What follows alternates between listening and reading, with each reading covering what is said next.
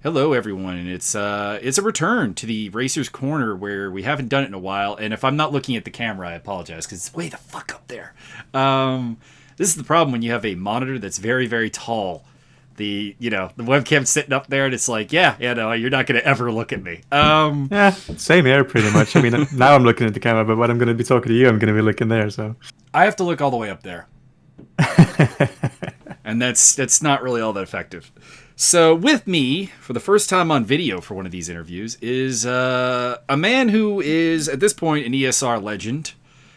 He is... Oh, am I? I mean, you have more titles than anyone else in the history of ESR. I think, like, you are the Michael Schumacher, the Tom Christensen, the... Sebastian Loeb, the... I mean, I guess if you look at... You've had some good guys before that have went. I mean, like Brody's kind of come back, right? But I guess if you look at there's no real contention there. The weird thing is that Brody Steen has like never been the top guy at any point. Like he's always been overshadowed by someone. He's always been number. Was he racing when Bogdan was there or something?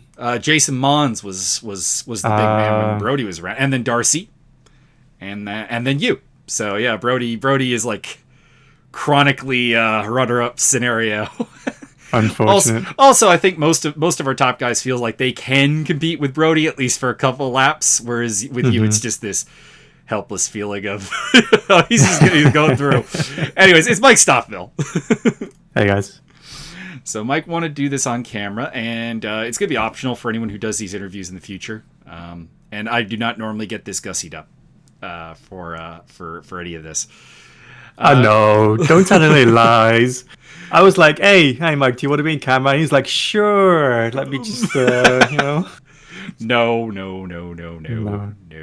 I had an engagement that required a suit and tie, and that is the only reason we are like this. I mean, come on, look at the background. How concerned am I with appearances? There's a sweater sitting over there. You could see my laundry basket. I mean, it's the contrast, right? Assorted electronics. Everything in the back is messy and everything in the front is completely neat, you know? I don't know about that. This beard is not that neat. Anyways, let's get on to this. So, those of you who do not know Mike, and if you're watching this, I question that statement, but he is the fastest guy ESR has ever had, I think, without a doubt. There's a lot of like what if scenarios, like you never raced against Jason, you never raced against the full Mr. C experience when he was like dedicated to sim racing. I think you beaten Darcy, but I could be mistaken on that. I've raced against Darcy like very little. It's pretty much only like the first two races or something, and then Darcy kind of left. So yeah, there wasn't really any Darcy in his prime, so to speak. Somewhat limited experience with Darcy, but still. But you've beaten pretty much any other comer to the point where, like I said, if you're coming up behind someone, the position is lost. They accept this and they don't tend to fight it all that hard. I know I don't. Fair enough. Until the point that there's like, what was there, like 80 kilograms or something in my car for the endurance races. And there was that time we were fighting for a podium at Monza. I actually did fight you that time. True. So there's only like 3 laps left. Yeah, because that was the reverse grid second race of 3D Speed, right? Yeah. And I was on pole. Yes, you were. Was that the time that I was in a Bentley? No, Mustang, I want to say. Was that the Mustang? I think that was the Mustang. We didn't really have any how are you going to hold off a Mustang on Monza? You try, because what's the worst that can happen? You get by anyways? I mean, that's all there is to it. True. So let's Speaking of that Mustang, though, before we get to that, okay. I really miss it, because it was such a fun car to exploit before the December patch, and now it's just completely dead. I had a little go at it because there was like a Daytona ranked event. I think it was yesterday. So I tried it at Daytona, and it still isn't good there. So bye, Mustang. I mean, it shouldn't be good. I've always said I question the race room. We're talking about race room at this point with the Mustang. Mm-hmm. I question the excuse me. the GT3 BOP in Race Room, in that there are certain cars that are weaker than they should be, but the Mustang is a car that should be a real challenge to get a good result in. It's very low tech compared to anything outside of the Camaro. I think even the Camaro is higher tech than it. I mean, it doesn't like, it has a splitter, but it's more like a stock car splitter, right? It's just like it's like a slicer that's at the front. There's no sophistication to it. So. Yeah, no, there's no sophisticated aero body. It's the aero body that you could buy on a Mustang from a dealership. There's nothing there. It is, I would say, it should be the weakest car in the field. And the fact that there have been points where it wasn't is a bit weird. But it was pure exploits. I mean, on the default setup, you couldn't get anywhere with it. But I remember back then there were, I think it was like a negative toe in the rear, and quite a lot of it, like up to like -1 degrees or something, that actually worked to rotate the car, even had no aero. You could make it behave almost like a mid-engine car, despite the fact that it was a Mustang. Absolutely. That was a bit strange. But I mean, like that time is gone. The 650S is the one that I've always brought up as like the one that gets done dirty by Race Room. But aside from that, it wasn't that great of a car. I mean, the 720 is a lot better. In real life as well. For sure. Don't get me wrong, but like the 650S in Race Room was kind of treated as if it was an old car before it was an old car. Yeah, like it should have been 1.5 BOP, if that makes any sense. Like not top tier, but like enough that a good driver, you wouldn't need a huge skill delta to take the 650 and beat, say, the BMW M6. Whereas, but then it kind of, and that's it kind of goes to show how long the AMG stayed good, right? Because that was a 2015 car, and I think the 650S is 2014, something like that. I think they're both 2015, actually. Is it 15? I think it's 15. The AMG was a championship-winning car, or like endurance race winning car. Like everything was possible. It won in 2019. Yeah, so what a car that is. I think the difference here is that Mercedes has a tendency to really take in the input of its teams and really develop a race car, whereas McLaren, even with the 720, mostly because they didn't really have any factory teams when they were developing the 720, which is why I'm actually amazed the 720 turned out as good as it did. Because I remember when the 720 was coming out, I was very negative. I was like, this shouldn't actually be that good, just because there's no feedback, really. There's no development. But and then they had that Bathurst race, right, where they got a podium in their first race or something. They did very, very well. I mean, considering that McLaren still doesn't really have great teams in terms of a factory support, they do very, very well. But I think that's the difference, is that Mercedes is not concerned about being Mercedes. They're concerned about winning. I feel like I'm quoting it.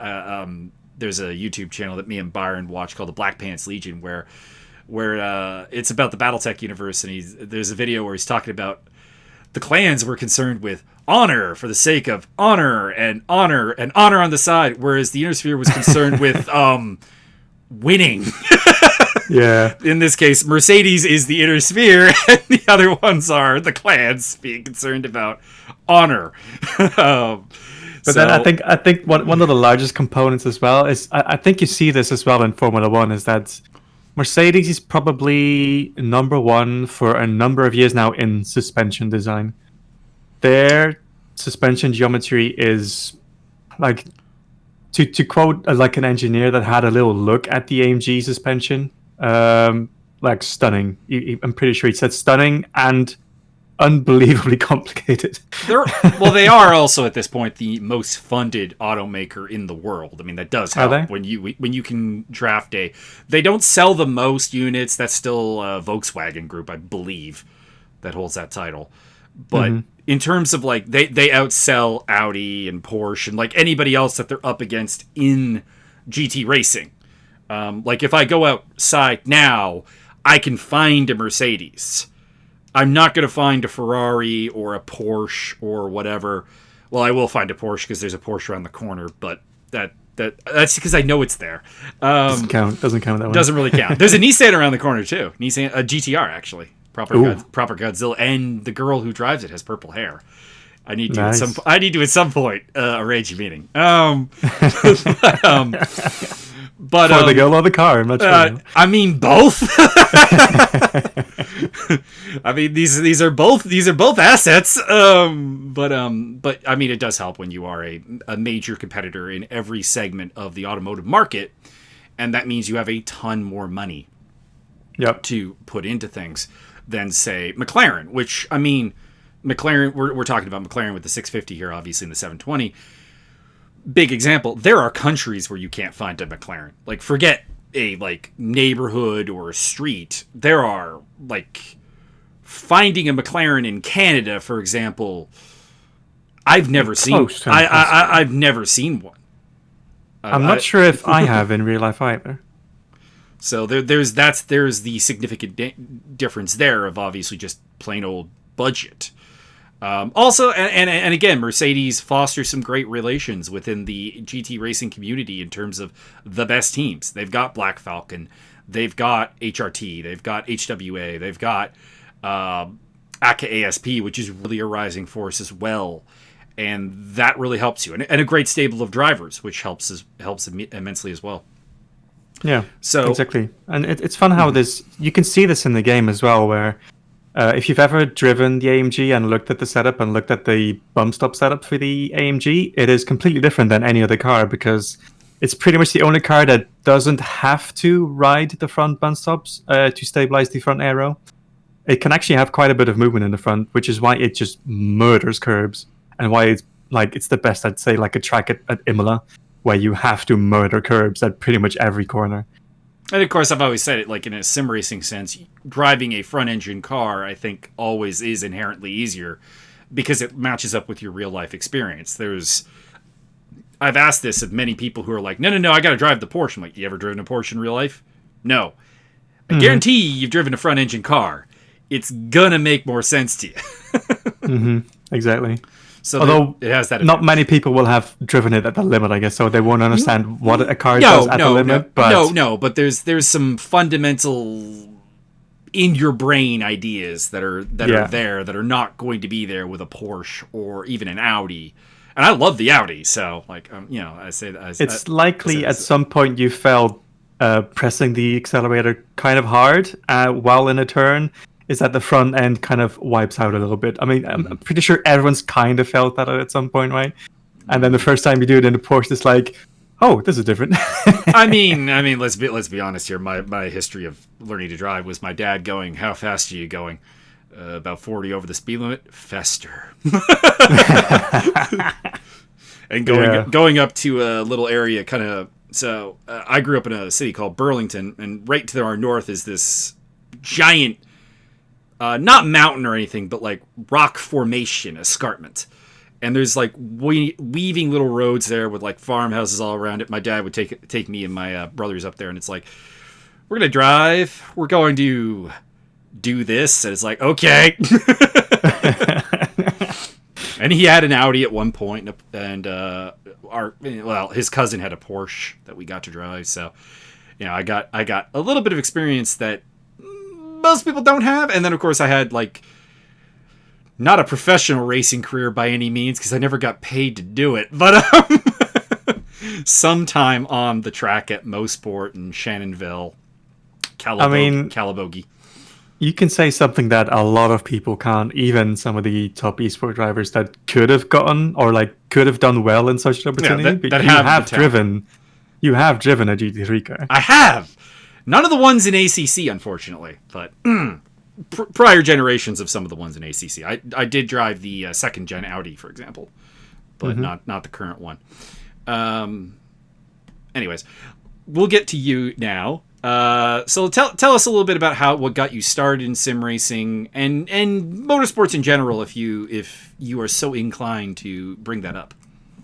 So, motorsports has kind of had a peak in my youth when I enjoyed Formula One quite a lot when it was like kind of the Schumacher, Hakkinen, the awesome Jordan livery time. You know, that kind of era. Exactly right.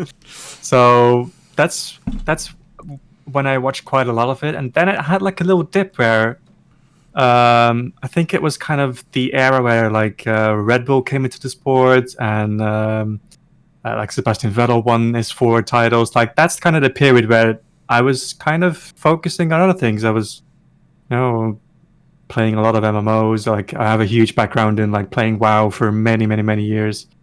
I think, honestly, I feel that was a teetering off period for a number of people, to be honest, because I think things became boring in F1. So it like I did the F1 quizzes the other day of like going through the champions, and I'm like, so, and then we have Vettel and Hamilton. It like filled up like 2 decades worth. I'm like, 2 champions, there you go. So that was kind of was where we were. Exactly. So yeah, that's the period I miss. I mean, there's some moments that you regret missing, but overall that period is probably not the most exciting, so it's not that too bad. And when did it kind of come back? I mean, I've always kind of liked racing games, but they've kind of been sort of the arcade ones. So of course, like everyone's played Need for Speed Underground, and everyone's got huge memories of Need for Speed Underground, right? And kind of the most sim that I've gotten before I actually went full sim was like Grid. So I mean, that's hardly sim. It's not even simcade, I'd say. I mean, for comparison purposes, Byron has played Grid. Yeah, so I mean, that says quite a lot, right? So, when did it really come back? I mean, it's kind of 2.5 years ago now, I'd say, when I kind of stopped high-end raiding in World of Warcraft, which I have done for many, many years. I was kind of a little bit done with it. So I stopped. I had a lot of free time, and I was like, what's this Assetto Corsa Competizione thing that is in early access? It was like in October, like November, something like that. I checked it out, played it with a controller at first, and I really enjoyed the feeling that I could like replicate from my years of competitive raiding in World of Warcraft, which is min-maxing what you do on track. I'm not sure if a lot of people know the term min-maxing, but it's basically perfecting what you do on track through repetition, basically. So that's kind of the feeling that got me hooked onto it. And then 2 months later, when Assetto Corsa kind of started to take off with updates, after the BMW came out, the Bentley, the Ferrari, like Mizzaro and stuff came in, and I was like, I'm just going to give it a go, and I'm going to buy a G29, and from there on out, it kind of exploded. I enjoyed it so much that eventually in January or so, I tried out Race Room, I joined ESR, and from there on, most will probably know the story. Originally, you were going to join the ESR Academy, and yes, you ended up being one of the predominant coaches in the academy. That, if I recall correctly, outside of maybe Noel Khan, maybe the twins, you coached, I think, every champion on like a one level. Is that true? Would have been Josiah Jerome, of course. Yeah. RC. Yes. Demetrius. He didn't win, but he came in second to RC, and then RC won again. So I don't know who won this season. I feel bad about not paying attention to the academy this season, but I haven't either. There's been some new names that have actually they did really, really well in a race that we did a couple weeks ago. I'm not sure. Was it Zandvoort? Yeah. Because I remember we had a conversation about RC being like a half second off pole or whatever. I mean, she's blasting in that Audi. She was like 8th or something, maybe 6th at some point in Zandvoort. Mm-hmm. So I'm using her. Yeah. I'm using her setup on Wednesday, so hopefully I can do well with some changes. I lowered the back end and did some things with the tires because we're just running like super cold temperatures. So obviously, tire. I mean, the Audis.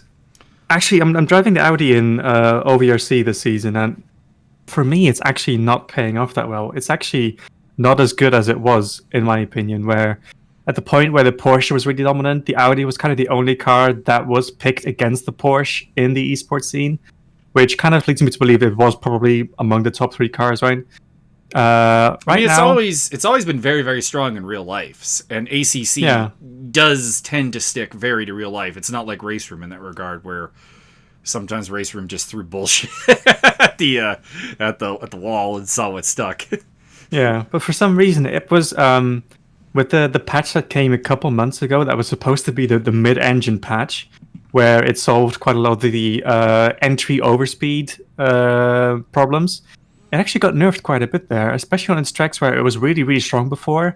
On Spa, it's no longer as dominant. And then on tracks where it used to be really good, like Hungaroring or even Zandvoort, it's still okay. But Hungaroring especially, I noticed that it was quite far behind the Bentley this time. The Bentley was like half a second ahead of an Audi at Hungaroring, which is just weird. That's weird, because I did a 6-hour race at Hungaroring in the Audi after that patch, and I thought it felt pretty good. But mind you, I don't drive the Bentley around there, so I mean, it felt good, right? But somehow the BOP just wasn't there. Maybe. Well, it did well though, because I was like, I think we did a silver entry. It was me and it was Ziggy, who is considered silver in the community we were racing in, which is horrifying.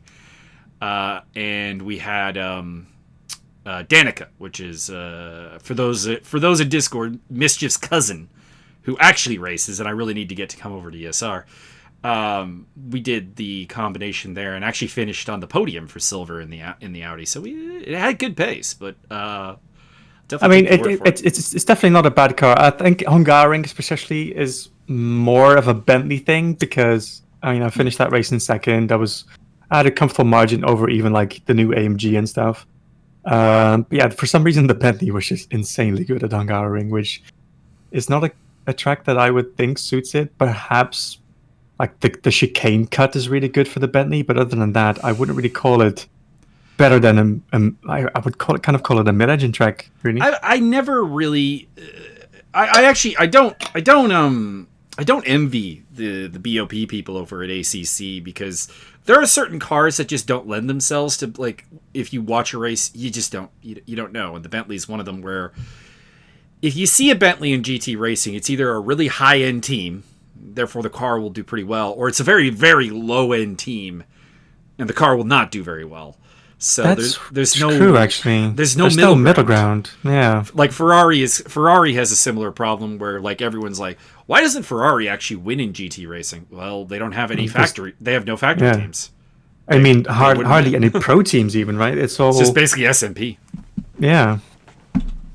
So there is that. It's like if you watch GT World Challenge right now and you watch for the Ferraris, they're all AM and Pro-Am, and I mean, you're not going to get race wins when you're carrying around bronze drivers. I mean, there is, I guess the only real team that is competing is Rinaldi, right? But they're not in that many races, I think. Well, Rinaldi also still uses a lot of pay drivers. Like, there's still a lot of bronze and, like, guys who are silver, but, like, kind of towards the tail end of their career. They're a little long in the tooth. Sort of thing. So that's the thing. It's easy to judge Mercedes because they exist throughout. Kind of going back to the volume of sales thing, actually, it applies to their racing as well. Even Porsche has factory teams and then a fair number of customer teams. But yeah, Bentley, Ferrari, Lexus and Honda just struggle from just like not really any representation, just period, which struggles with them, and of course Nissan's in that same boat. It is very difficult to BOP. So I'm for a change defending ACC devs, which is not something I do much. Plus, they kind of have to balance between. I mean, their entire physics model is based on the real life model and real life cars, as is the BOP. But you still kind of want to provide a good environment for racers to have fun and for there to be a variety of cars. So I guess they kind of choose a little bit of a middle ground. But I feel sometimes they do get it a bit wrong, where some cars are just blatantly OP and you just can't race against it. Yeah. For example, like a really good example I find is Silverstone, where the 3 British cars are just so fast. I mean, makes sense. It's one of the few British tracks where the British cars seem to actually be good, whereas like Brands Hatch, we were doing Brands Hatch in the 3D Speed series, and I was like thinking to myself, man, none of the British cars are actually all that good around here, and it's a British track. It's the Bentley. The other two are a little bit behind there. It's kind of because the Aston doesn't really lend itself to second gear exits, right? But It's the McLaren should be a little bit better at Brands Hatch, I'd say. It's not great though. Like I was even looking at like British GT results, and I'm like, this is actually kind of a foreign track, even in British GT, which is kind of surprising because there are no big foreign teams there. So you would think the British cars, just off of strength of driver and team, would do well. Yeah, but they don't particularly. So that's always interesting when the second biggest track in your country is one where your cars don't seem to be actually any good. True. Yeah. Mind you, I have no idea how local motorsports works in that regard, because of course Canada has no major car brands to speak of, so I don't have a domestic feel to any of the races I've attended. So I guess to rewind back to where we started on the side path, which was the Academy, right? How did it go then? So I guess I did a test to see where my lap times were, sort of, and they were probably on the high end, but I was still led into the Academy, right? You were let into the Academy, and then I made you do a test and said no. Right. Oh yeah, it was kind of like a practice session that happened, right? With a couple of the drivers. I'm pretty sure Josiah was there. No, Con was there, and one of the Focali sisters was there. And then at probably that point, the 3 fastest drivers in the Academy. Yeah. So I guess at that point it was kind of clear that it wasn't the right fit. And I think at that point I said to Martin as well, like there was RRVLN was starting up, and I'm a huge fan of the Nordschleife, so I said, hey, this is the same time slot. I'm probably not the right fit for Academy, so would you mind if I race a little bit of a Nordschleife in this time slot? And he said, you go for it, dude. Yeah, you more or less became one of probably the most popular coach in Academy history, instead of becoming a driver on the grid. So it's always an interesting dichotomy. And then of course you started with the ESR series as a proper, and it wasn't terribly long before you had yourself some hardware, which it took me a lot longer to get some hardware in my cabinet. Well, I got a little bit lucky that I didn't have to pay for some of the things because of the team that I joined at some point. I did pay some for some of the other half because I did really enjoy it and I wanted to feel what it was like.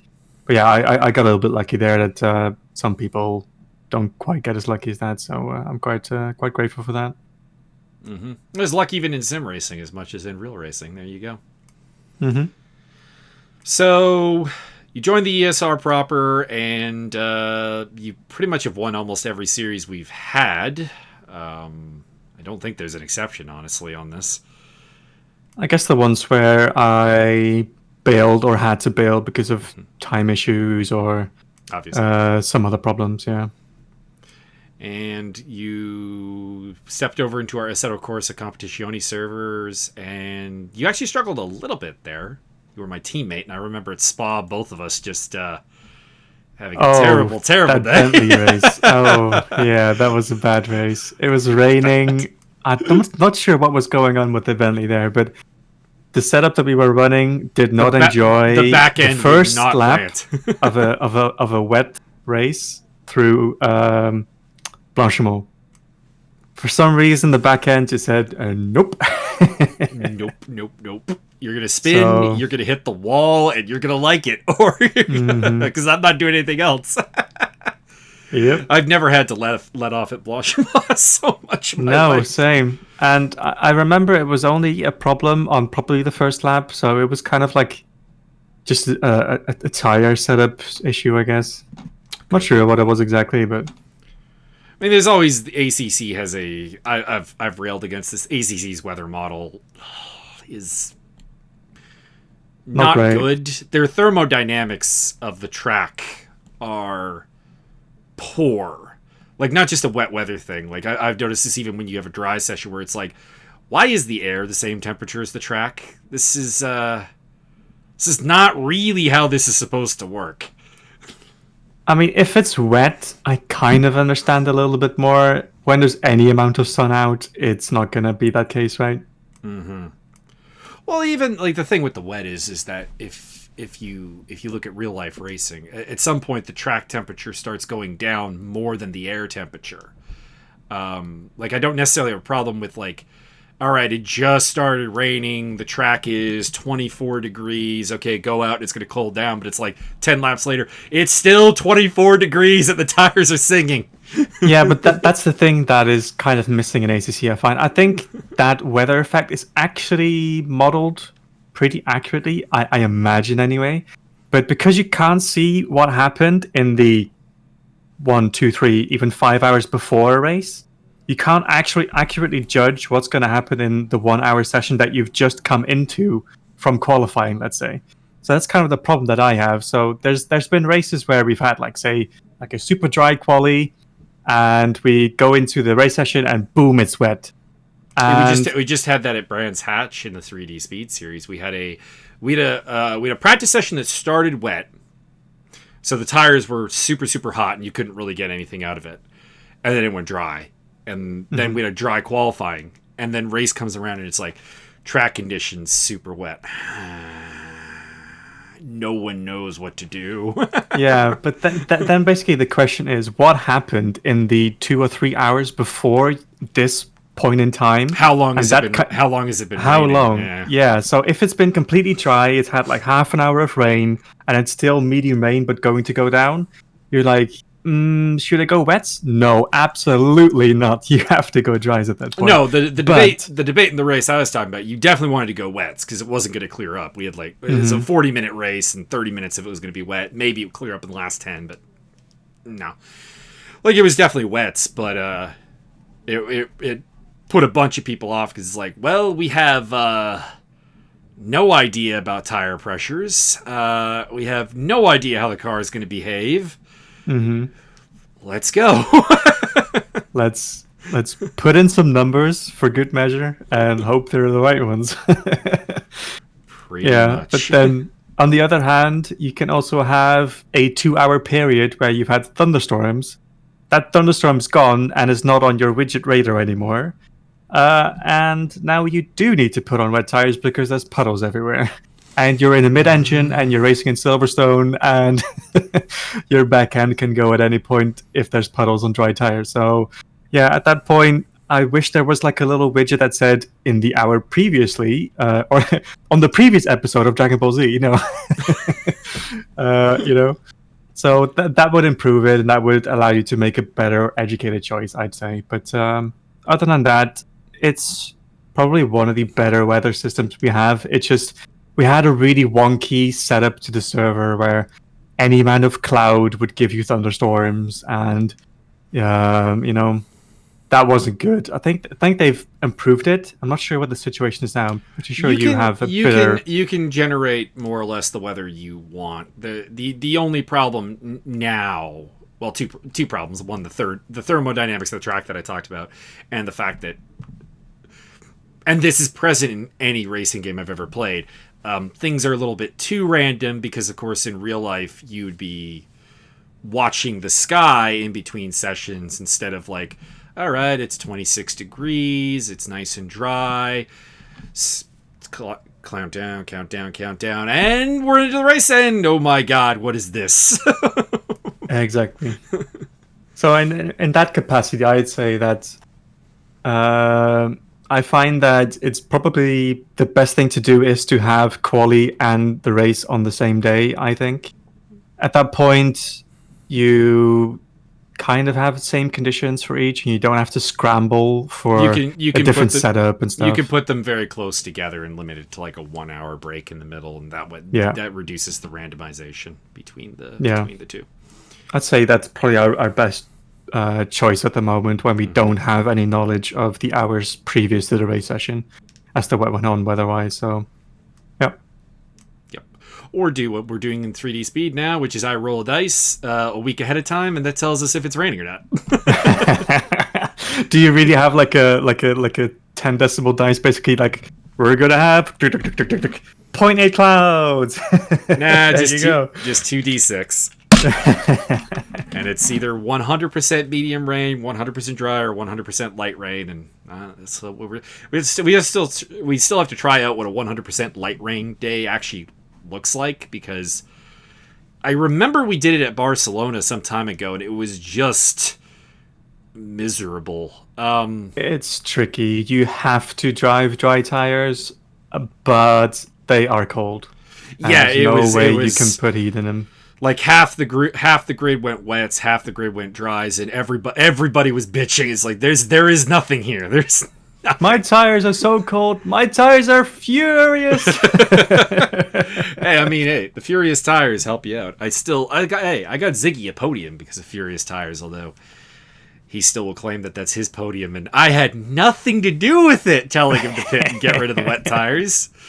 But you know, people are going to be ungrateful. He was using my copy of the game too. Yeah. He was pressing the buttons. He was pressing the pedals. He was turning the wheel. He was. But my cousin was much more grateful when he had that run at Barcelona in the Porsche of all things. How did I teach someone to drive the Porsche? I don't understand. It was even the Fireball Porsche, right? Wasn't it, with the green accents? It was. He was not gonna run anything but that livery.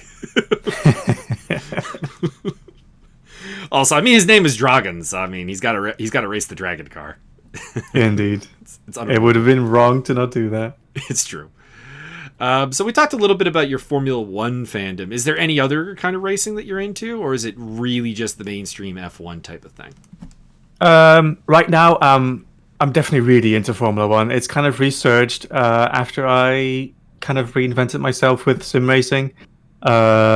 Got into it again. I mean, it was kind of the max hype as well in my country. In case people don't know, I'm Dutch, so I mean, there's a huge hype behind them. And you know, when the early messages came through in the media that, hey, we're gonna have a Dutch driver in Formula One again, I was like, all right, I'll check it out. And because it's a relatively rare occurrence for those who are not racing fans. I think I can only name 3 Dutch F1 drivers. There are probably more, but I've got probably 3. more. I mean, you have like the 2 Verstappens. You've had Albers. You've had forgot Albers. I forgot Albers and Dornbos. So I'm up to 5. Jan Lammers back in the 70s, 80s.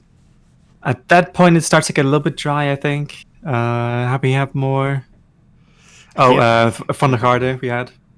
Okay. Rothen. I don't remember his name. It was Herb something. Doesn't ring a bell. It was back in his. Yeah. I'm talking like 60s. But in any case, it's a rare occurrence, and you know, he was touted as a big talent. He got picked up at 16 to drive for Toro Rosso. You know, there was a lot of press going around, even his first test in Suzuka. So yeah, that was hype. So I kind of got into it again. I'm not tied to Verstappen in any way. I mean, I enjoy the success of a lot of drivers.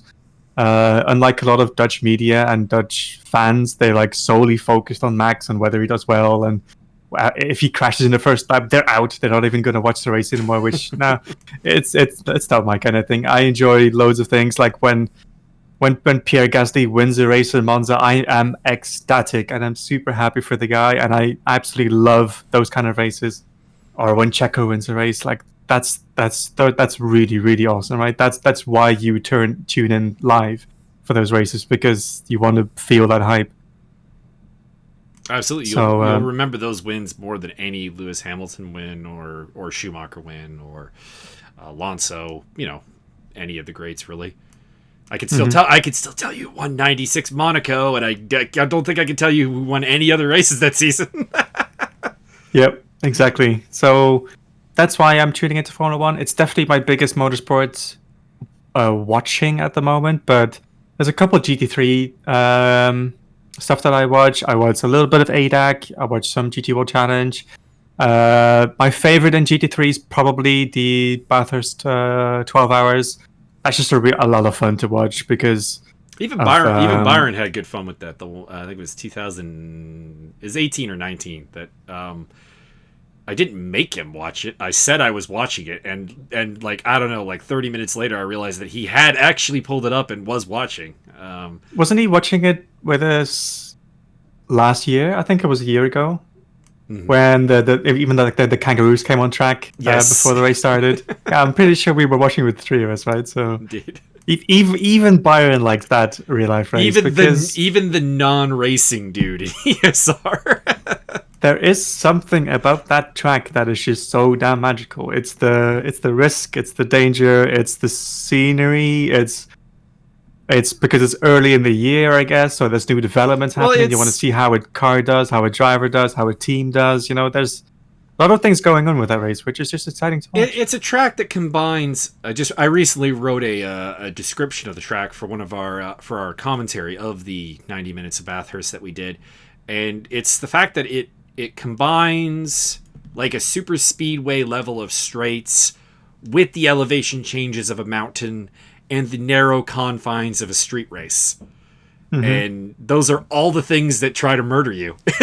Exactly. And it does everything right, I'd say, the track. There's the straights have really good setup, which you kind of need to set up for an overtake.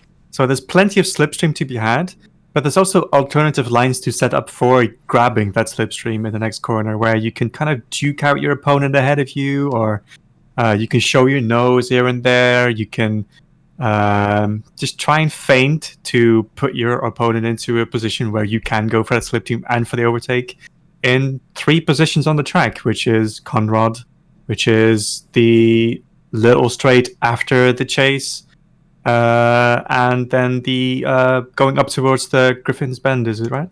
Quarry. After Mountain Straight is the one you're talking about. All right, yeah. But Quarry's the turn, yeah. All those 3 straights. Actually, I don't know. I need an Australian's help here. If you look up a Bathurst track map, that corner has 2 different names. It's Quarry on some, and it's Griffin's on others. And then Griffin's, which is a little bit up the mountain on when it's Quarry, is Quarry on some. So I'm not sure. I don't know. Like I don't think I've ever encountered a track that actually has something like that. Like there are tracks that have multiple names per turn. It's over time it's changed. Sheen Curve at Brands Hatch, for example, has had about 4 different names. Bathurst is the only one where it's like there are 2 turns. One of these is Griffin's, one of these is Quarry, and if you look up like just Google image a track map, it's different depending on which one you use. I think Quarry might be an old name, where Griffin's Bend is the modern name. At least I remember hearing Griffin's on recent commentaries, and it's even in like the ACC speech track that plays while you're sitting in the. Is it turn 3? Because it's not that I think there's no turn named Griffin's. It's turn 2, I think. Well, I think technically it's 3. Is it? No, it's 2. It's 2. Okay, yeah, 2 is either Quarry and Griffin's, and then 6 is either Quarry or Griffin's. I think. Well, now I'm curious. Now I'm pulling up a map, Mike. Now I want to. Hey, if you look for it, I swear you'll find one that claims it's both. Well, you'll find 2. You'll find 2 that claim it's different. True. This one actually has 2 as Quarry, and it looks pretty damn official because it's the wiki one. They look official. I really need to get if I ever get an ESR Australian or Kiwi on here, that's literally going to be my first question. It's going to be like, so welcome to the podcast. So turn 2 at Bathurst. What's its name? Okay, we're done here. Yeah, so what I'm seeing is that Quarry, or turn 2 in this case, has the name Quarry and Griffin's Bend. But further up the hill, there's Griffin's Mount. Yeah. Which is Quarry on some maps that I've seen as well. So, I don't know. Not sure. I don't know. To be disclosed. I know more turns than most people, but that doesn't mean I know them all. Mm-hmm. So that's probably the major race that I watch in GT3. I watch some Spa, but Spa is one of those races that I'm not sure. It's not that great to follow, I find. The differences are big at Spa. It's often raining. There's a huge period of night racing that is just kind of hard to watch. I'm not sure. I'm not as big on the Spa 24 as I am on the Bathurst 12. I think what you've explained there, though, to a degree, is just the 24-hour aspect of a race. I'm kind of weird in the sense that I'm a big race fan, but I don't actually really enjoy 24-hour races all that much because there's no sense of urgency. It's really is, I'm just here to do the best laps that I can do, and I'm going to follow the guy in front of me, and I mean, if he makes a horrible mistake, I'm going to go for it, but otherwise, I'm just happy to bang in, like, laps that are, you know, within like a 1 second window of what I consider my pace to be. And eventually that will either be a win or it won't be a win. Yeah, exactly, which is probably the case with Le Mans as well. Le Mans isn't that exciting to watch, I think, either. Actually, I probably watched the most of Le Mans when it was the this year's esport race.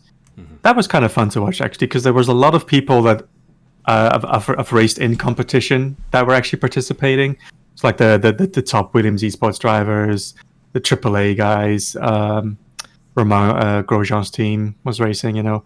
So that was kind of fun. That was the aspect that it was most interesting. But yeah, I think the 24-hour aspect, yeah, I think 12 hours is probably the biggest race that is still fun to keep up with, I'd say. Even 12 hours tends to be a bit much. The 12 hours Bathurst works because, I mean, we heaped a lot of praise on the track, and it's a lot to do with the track being a fantastic venue for a race, and one that just won't let you be boring. It just it won't. Also it demands the early morning start is special as well, don't you think? Yes, it is. That's always the big question: is when does it start? Yeah. So we've been talking about Bathurst. Why don't we could talk about a race we had there recently? You recently did the ESR 90 minutes of Bathurst. Did you enjoy yourself on your way to victory from starting dead last? And what were the highlights of the race? And I realized actually Johnny Major pointed this out on the commentary video that I totally commentators cursed you in hindsight. Did you? I did. Oh. I did. I was saying the Honda so fast in a straightaway, and then you went off the track, and Johnny's like, you cast his curse stuff. I'm like, it already happened. I did pick it because it actually has really good BOP on Bathurst. It's not a car you would actually... The IGTs in general, I think it's fairly strong. Like Suzuka, I think it'll be pretty strong, and not so much pretty strong. but Kyle Almy, I think, actually just more or less plays to it. I don't think that's so much the IGT BOP as much as that's a good track for the Honda. I think it's just because the BOP is based on a slightly modified version of the NSX Evo, I think. The NSX Evo that races in IGT is lighter and... it got lighter, and because it had its ballast reduced, and also some of the things that they thought would make the Honda too good in the European series were allowed in IGT because the car had done pretty poorly in the European series. So I'm pretty sure it has it doesn't really benefit the series as a whole to have a car that is not successful. Yeah, so that's why on the IGT tracks, it is a little bit of a different car. It's not the exact same car as you get on the EU tracks.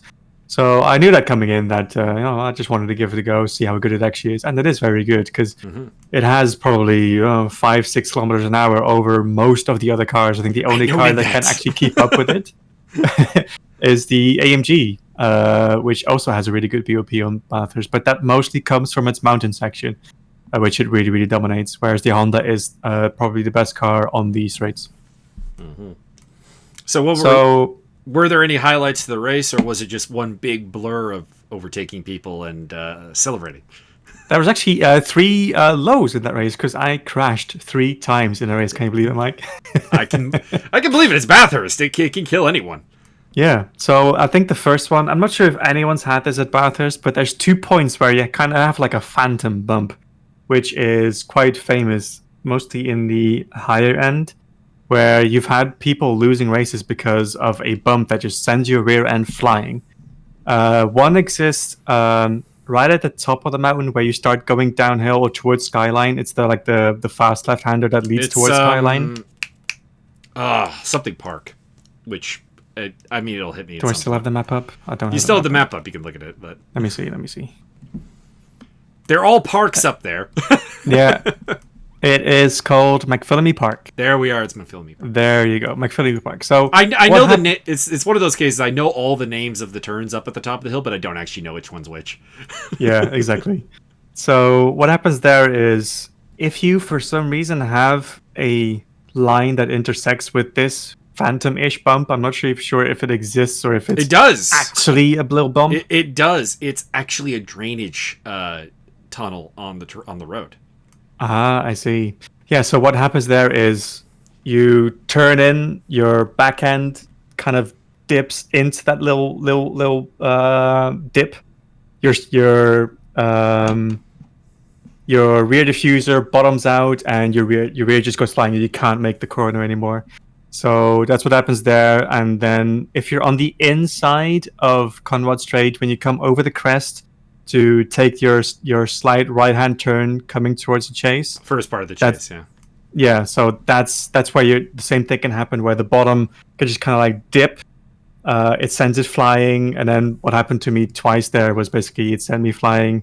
It put me over the curb with the inside, and at that point you're just kind of done. You're washed out. I feel everyone had a chase moment, especially after all the brake markers got eliminated with extreme prejudice.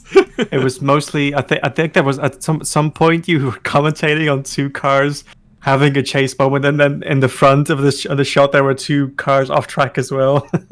Yeah. We can thank Robin Rahastachek for completely destroying every one of those braking markers. Yeah, wasn't his fault. He lost control of the car. I mean, but still. Sometimes you can knock them over, and you still have like a little edge where you can see the braking marker right we're supposed to stand, but no, they were gone. They were gone. It was completely gone. Yeah. I overshot that. I actually only had one major accident, but I overshot the chase a couple times. Of course, I had a DC early in the race. Of course, still came back to 8th place. Yay! Hey, I was only 2 laps down. Yeah, they're pretty good race even with a DC. Wow. And a long pit stop for damage. Yeah, indeed. So after the first time it happened, I went into the gravel, had a couple spins. My tires were obviously destroyed, but I wanted to see whether I had to pit early or whether I could go on for a little bit on those tires.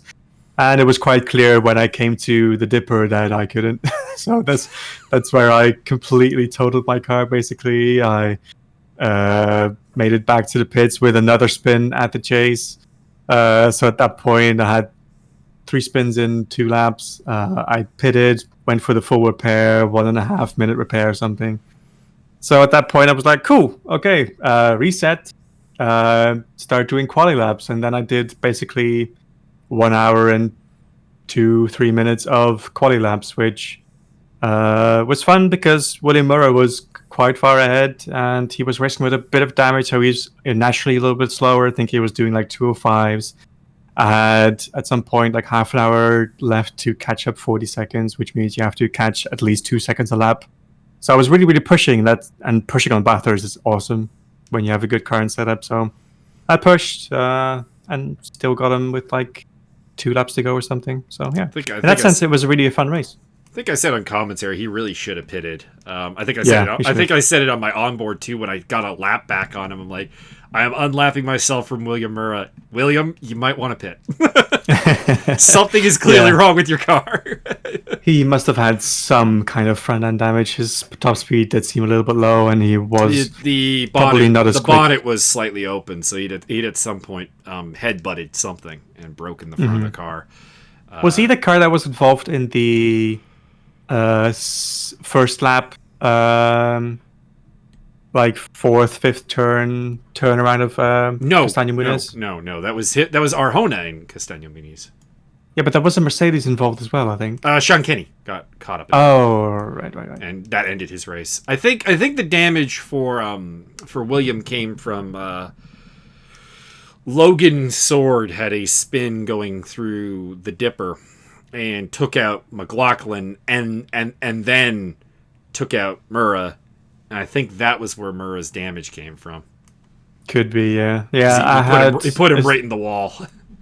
Yeah, Logan was having trouble with the dipper. He was, when I came up behind him, he was unexpectedly going in like first, maybe second gear through there, which was, I didn't want to bump into him. I'd bump into him or like flash my headlights to make him nervous or anything. But I was like, "What's going on? Why are you?" Yeah, like it felt like blocking the track. I kind of wish I'd gotten a one-on-one session with him because I had one with David Brock and with Grant.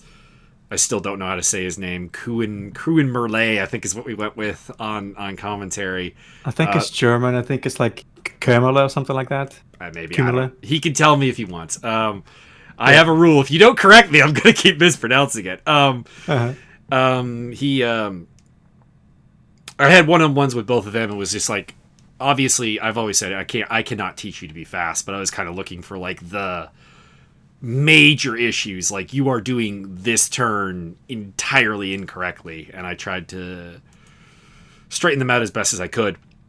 And I didn't unfortunately have time to do Logan, for one, because he actually, during his driving test, pulling back the curtain here a little bit, he actually looked fairly stable. It did not translate to the race, but such is racing. I mean, it was his first ever race. I think so. Yeah, I mean that's quite a challenge, isn't it? Bathurst, fast drivers on track that are trying to get through. I mean, I'm sure most of us were understanding of the issues that he was facing, but when the difference is that big, you're going to have some clashes where there's just a huge mismatch between speeds that people are taking. So I'm sure that there was problems there. That was my focus in the one-on-ones. It was kind of like, all right, I'm going to follow you, and we're going to see if there's anywhere like where you're fucking terrible. And we're going to try and correct it. Yeah. And I think it worked, actually, for the other two, mostly. David Brock is still very slow, but he actually won the bronze race, so there you go. I mean, Bathurst is just a nasty track. The speed that you can get through the mountain section when you actually optimize it is just so much greater than your first 100 laps, I'd say. And it's also the fact that it's an area that you can optimize the speed for, and there still isn't really much in the way of safe overtaking opportunities. The person letting someone through really has to go out of his way to slow and be off the racing line. So yeah, there's a reason I put together that primer video and was like, so we're going to use these straights. We really want to use these straights to let anyone through. Yeah, but then when the speed delta is so large that you're pushing a car through the dipper and stuff, at that point, that's when you can't really wait for the straights anymore. I know there's just circumstances that is going to be like really hard, but it was just like try to minimize it as best as we can, because I mean, I don't think anyone's ever had a terribly clean experience at Bathurst beyond like 30 minutes in a race. Mm-hmm. So there's obviously going to be problems. There's going to be a lot of damaged cars hanging around, and the pace differential, of course, in any community is going to be fairly large, because it's not a pro community. It's not it's anybody shows up, and we very seldom would exclude a driver based on skill. We'll exclude people based on attitude, that kind of thing. J-Dice sort of things. Yeah, that sort of thing. I mean, I'm always an advocate for, say, if the difference in pace isn't astronomical, which, well, I'd kind of put it like between 3 and 4 seconds between the person blue flagging and the car coming through. I mean, at that point, I always kind of advocate for, if there's 3 marshals post, which is kind of like the golden rule, like at that point you should start thinking of, okay, now I really need to let this car go. If there's a straight in that area and there's a really good opportunity, just do your race, do your racing lines, be predictable, don't do anything crazy, get to that straight, and at that point, lift minimally to let the car through, and so you can slot in behind that car. Don't do what some people do and actually on the straight, just don't accelerate at all or actually brake on the straight. It's not necessary at all. Just lift a little bit, make sure that you have like 10 kilometers an hour less speed than the car coming through, and just slot in right behind them. I did find I had to lift a lot for some of the Porsches to get past me, but I mean the Porsche because they're slow pokes. I'm pretty sure a Porsche at the end of the Bathurst Straight does like 271, 272 maybe at the high end. Yeah. And a Honda in a slipstream does like 290. Yeah, it was painful. I think it was John Spriggs was coming up beside me like, all right, or John, I'm letting you through, and then like I don't know, like a half second later, he's like, I'm trying. Yeah. We got it done before turn 2. He got through. Yep, that's just the unfortunate nature of a Porsche. The Porsche is incredible at the mid-speed corners and the low-speed second gear acceleration, but the top speed, they definitely made sure that it wasn't overpowered there. Otherwise, you saw what it was in the first half a year of that new Porsche coming out. It had too much cornering speed and still too much top speed, and they kind of took away some of that top end to bring it back where it should be. I think the problem was that they had an engine mode that wasn't actually meant for racing in the game. True, yeah. Because it was an engine mode that if I recall correctly, and this is completely off memory, I should have looked this up. Well, I didn't know we were talking about the Porsche, so I don't know. I can't be prepared for everything. There was ACC had included what was called the demo engine mode for the Porsche, and the problem is that demo engine mode was supposed to blow the engine up after about 1 hour. Yep. And people were able to, for the longest time, actually use that engine mode in ACC. Yeah, because it was never actually labeled as demo. It was just called high consumption, highest power, basically. That's what it was labeled. So people said, oh, that's a quali mode. I can race that the entire race. Well, and the game didn't take into account the fact that it was really, really bad for the engine. So as a result, it was, an exploit of sorts, basically. And they took that away. Yep. All right. I suppose we'll go this route. You're actually relatively new to sim racing, all things considered. We have much more experienced drivers who are way slower than you. For I guess an example, I am happy when I'm within 2 seconds of your time. I'm very happy when that is the case, because that means I did good. Yeah, usually that's the case, right? Like the 3 second is kind of like, okay, this is kind of like a mediocre track then for me. If you're within 3 seconds, then you're usually quite happy. But the sad part is I've been racing for more than a decade, more than you. So I guess the question is, for newer racers looking to improve, what tips do you have? What advice can you give? What is and also to a degree, what is important beyond even just like the speed aspect of things? I mean, the first thing I would probably say is that there is definitely probably some talent aspect, right? There's just a cap that some people reach where you cannot go beyond. That's just unfortunate. Even though you enjoy this hobby, you might have a cap where you just can't really reach higher, where your brain just doesn't function efficiently enough, or doesn't see the lines enough, doesn't feel the traction enough to where you can go quicker. So that's the first thing that is probably advantageous in my case, where I kind of had that talent, that vision, that my brain understands how a fast line is constructed and how to do it lap after lap after lap. And in other cases, that's probably not the case. But there's still definitely things you can improve always. Even I can improve. I'm definitely not the quickest driver out there. There's huge amount of esport drivers that are way quicker than I am. So I can definitely learn from those people still. And the one thing that I always find is this is the really big one. I find it is practicing on your own delta, and then lap after lap trying different things, and then measuring if they worked, which the delta is perfect for, and which is why it was such a huge thing that accurate deltas came into Race Room with the web HUD. Whereas a lot of cars previously didn't have a nice delta display inside the dashboard. And with the web HUD, it became available to everyone, which allowed everyone to accurately practice with their own deltas in Race Room as well. Which, to me, anyway, is the single most important thing to do if you want to improve your speed. It's to go on track, it's to drive the lap, set a delta, try something different in turn 1. Did it work? Did it not? Look at the deltas, see if it worked or not at the end of the next straight and entering the first corner. That's basically always the benchmark. It's, if I brake a little bit earlier, have a little less speed on the apex, but can go on the throttle quicker and thus have a better time before I have to brake for the next corner, that's an improvement, right? That's what you need to carry through. So that's what I find the biggest differentiator between the people that can improve and the people that do improve, and the people that will never improve. It's practicing your own delta. For sure. I can concur on that.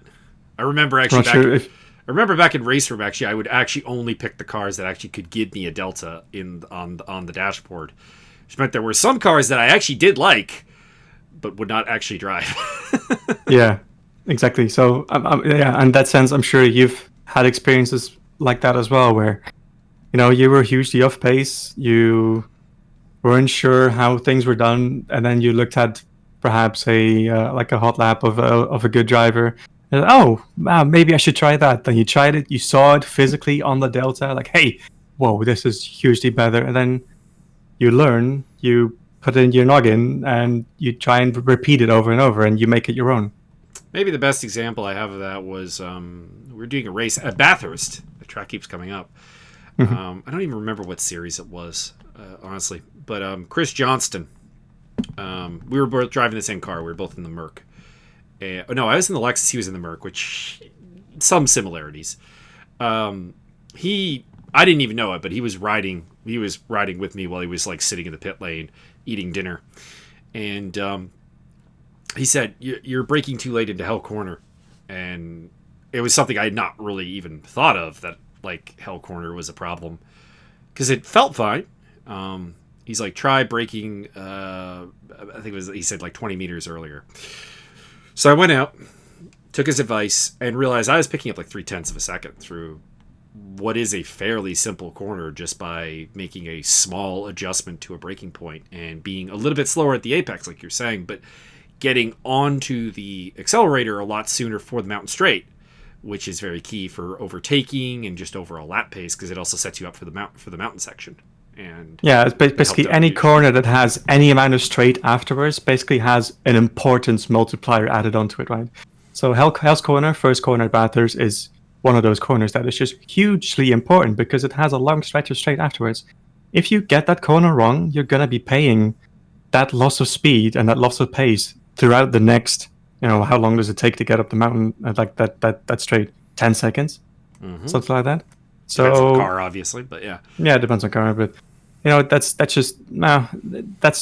just how important one of those corners is. And then what's a corner at Bathurst that's just less important? I guess it is, let's say McPhillippi Park isn't that important. If you it's important to survive go by that standard. Else, yeah. It's important to survive, yeah, but you'll be fine if you're a little bit slower through about McPhillippi Park, because you're going to reach Skyline quite soon. You're going to have to lift.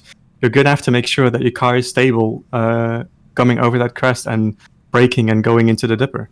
So yeah, that's just the difference between those corners, I guess, and that's where you can really start to make some gains if you start trying different things into a corner that has this huge importance multiplier onto it. And even to touch on like McPhillippi Park, it's not a corner that most people are going to try to overtake you on. So in the race, having a performance delta there is not nearly as disadvantageous, because no one really wants to go side by side into Skyline. Yep. I see people try, but they're they're idiots. It usually does not work. It's probably the only times it happens is when you're out of position and you have a huge pace delta. That's when I can sometimes see it happening. But between closely competitive cars, no, don't ever. Mm-hmm.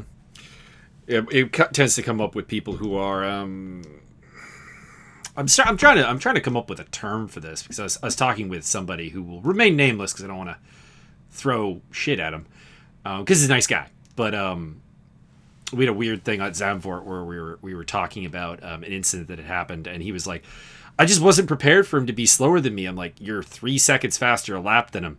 He's gonna be slower than you somewhere." Yeah, exactly. That it happens with out of position cars all the time. Where I don't know. Sometimes the fast drivers, it's like, why do you think you're faster? Like, there's got to be a turn somewhere that they're doing wrong. Yeah, and expect it to be the most difficult turn in the entire track, right? Yeah, and it was a fairly difficult turn by Zandvoort standards that was being messed up, and I'm like, I mean, I would have expected him to be slower than me. Like, I'm the person I'm talking about is like a platinum driver in ESR, so I'm like, I am plus 1.5 to this driver, we'll put it that way, on an average day. And I'm like, I would expect to close that gap very quickly to the driver that you hit. And like, that's the thing. It happens a lot with blue flag scenarios, to be honest. Which has been all the rage in ESR, talking about the blue flags and the race starts. Oh boy. It will remain a topic, I'm pretty sure. Will. Well, it will, because I don't think anyone's ever discovered a solution. Like, it's lap 1 particularly is the weirdest thing, because you can have someone who does something incredibly stupid on lap 1, but if you had, like, the day before talked to them, okay, what is lap 1 etiquette, what are you going to do, they would have all the right answers. They totally know what to do, and then when the green lights go out, the brain just gets turned off, and it's like, I'm going for the gap. Yep. Yeah, and then you have just the wide variety of skill levels. You have the wide variety of excess brain power, so to speak. Like how much brain power people need to stay in control of their car differs. I'm pretty sure I probably use less than someone that's at the back, right? So if you don't have that excess room to think about things, to estimate things, to see things coming, there's going to be more incidents, and that's going to happen when someone with a lot of excess brain room is coming past someone who doesn't, which will likely be a blue flag scenario. Yeah, I mean, that's kind of the thing, is whenever you hit a blue flag scenario, it just always puzzles me a little bit when the driver's like, didn't really expect you to be bad. I'm being lapped. Yeah. What are you talking about? Yeah, and you're at the front. You probably have a lot of time to think about this and expect it and estimate it. So yeah. And well, I've actually even had questions like, how do you talk when you drive? I'm like, I don't know, I just can't. I don't really actually notice a particularly higher I haven't really noticed a particularly higher number of incidents since I started doing the onboards with me actually talking. So I do find watching your onboards, when you do some long monologues, your lines get a little bit sloppier, I guess. Definitely. I'm not going to say that it doesn't have a trade-off, because I mean, it's brain power being used to deal with something that is not the task at hand. But yeah, but also, your car control doesn't necessarily suffer under it, which a lot of people wouldn't be able to do. Yeah, and I don't see the point of not talking and doing an onboard, I guess, when it comes down to it. Like, I've watched people who don't talk when they do the onboard. I'm just like, why am I watching? It's like, I mean, the first lap was cool. I learned that turn could be taken a little bit faster, but that's about it. Yeah. Not gonna watch an hour of this. So what's been the kerfuffle with race starts then in ESR? Because race starts aren't, a huge thing in other communities. I'd say, like, the widget has kind of become accepted in ACC. Like, what's the thing there? I think there's always the issue that somebody's going to get mad that, like, hours of practice was taken away in a minute or in a couple of seconds at the start of a race. And I mean, the sad truth is that if you watch real racing, you've seen a terrible lap 1 incident. at some point. I was, for example, looking for a clean Blancpain GT start at Zandvoort. I couldn't find one. I could find a clean first corner or one where most of the cars got through, but I couldn't find one where somebody didn't do something that either was a bad idea or was one that the execution was off, or that was a bad idea in conjunction with somebody else's idea and there was an accident. And these are professional, real-life drivers that have a number of issues that in sim racing that are unique to sim racing and don't exist in pro racing. Lag, specifically. And graphical performance of computers and so on. Basically, the technical aspect, the computer aspect of the game. And there's an accident. And it's why I often have to tell people who are really, really angry, it's like, shit happens. Like, it happens in real life. Motorsports.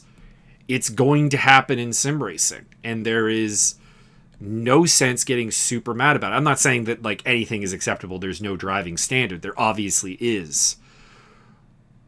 But you're never going to get if you do 10 races with ESR or any community, at some point somebody's going to hit you with varying degrees of result, unless you're just last place all the time. In which case you are the author of your own destiny. You can just go really slow at the start and let people get away if you want. But if you're mid-pack, particularly, something is going to happen. And unfortunately, people make a big deal about it. And we do have an organizer who is really working hard to try to come up with ways to lessen it. But it's just a driver mindset thing. And it's also just some tracks breed contact. Like in the Sunday series at Zandvoort, we had... in the stewarding video, what I referred to, sir, this is a Wendy's drive-through, and there was basically a parking lot of cars that all crashed, and it's like, I mean, if I look close enough, okay, I found the car that started this whole thing, and he will get a penalty. But it doesn't mean that the rest of you didn't also sign on the dotted line to have an accident, basically, by either not having your draw range sufficient to see the trouble ahead of you, which could be a computer problem, could be a limitation. For example, I know that when Rochelle played on her laptop, she had to have the graphics settings really, really low, and that led to, not even a lack of awareness, a lack of actually being able to see the accident that was happening. True, but in effect, that's probably the smaller percentage of why it goes wrong, right? It's often just the case where, okay, lap 1 incidents, they happen. If it's like a couple cars, nothing you can really do. When it's carnage, when it's the stuff that Byron loves to see, that's none of that happens in real life, but it's mostly a sim racing thing where you have a combination of inexperience, lack of responsibility for getting the car home in one piece, and your own physical safety, and the lack of one's care for safety of your own life, right? So that's kind of like the triple threat, so to speak, to why rampage and carnage and huge casualties happen in sim racing. Absolutely. But my point, I guess, towards the end, though, is that, I mean, it feels like some people don't watch racing sometimes when they get really, really angry about it. It's like, I can point to a race where that exact same incident happened. Like, I don't... Between pro drivers. Between pro drivers. And you're getting very, very worked up about it. I'm not saying you don't keep a mental tally of who's, like, a little dangerous, because I'll freely admit, because I make fun of him constantly. If I get near Matt Higgs in a race, my sphincter tightens, because it's like something stupid is about to happen. I feel like Matt Higgs is like there's a cartoon that was on for a season here in Canada called Undergrads. It was about college kids. There was a line in it where one of the characters is like, "Oh shit, it's the Pratt brothers. I got to do something stupid," and I feel like that's Matt Higgs.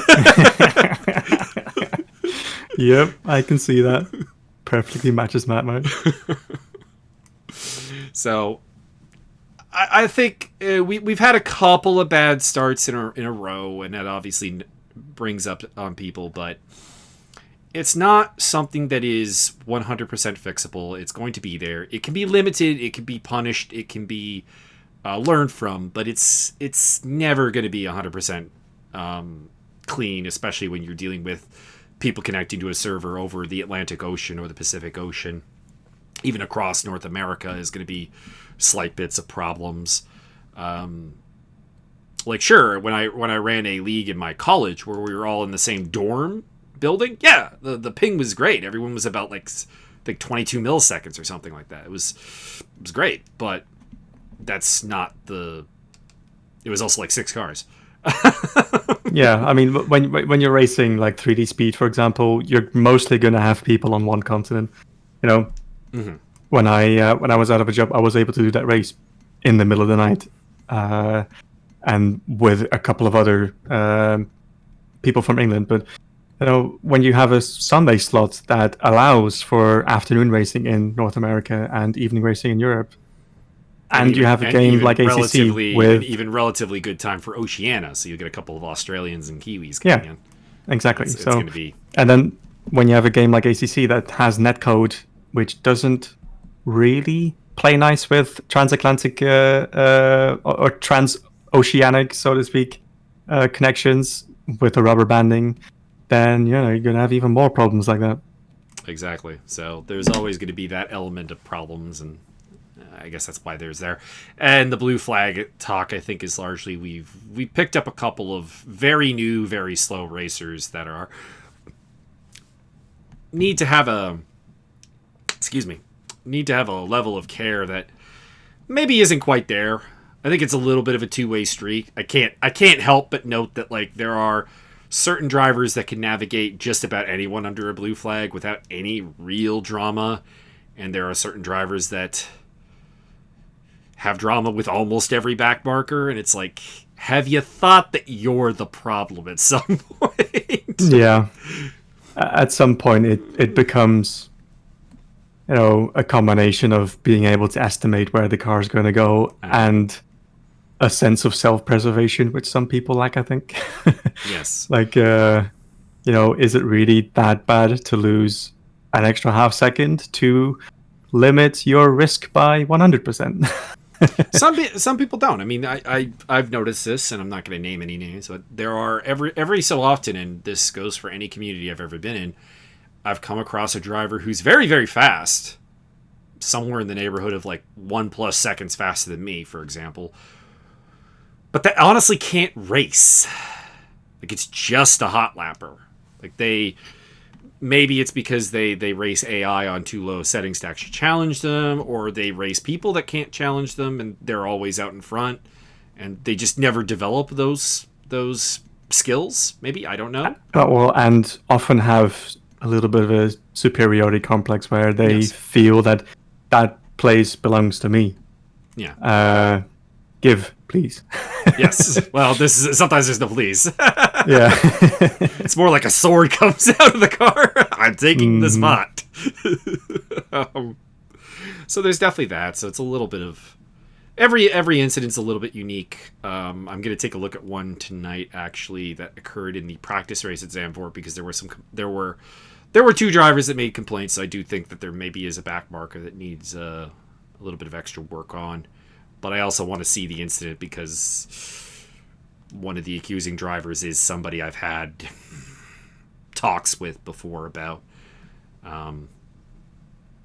respecting the blue flag driver's right to live. Mm-hmm.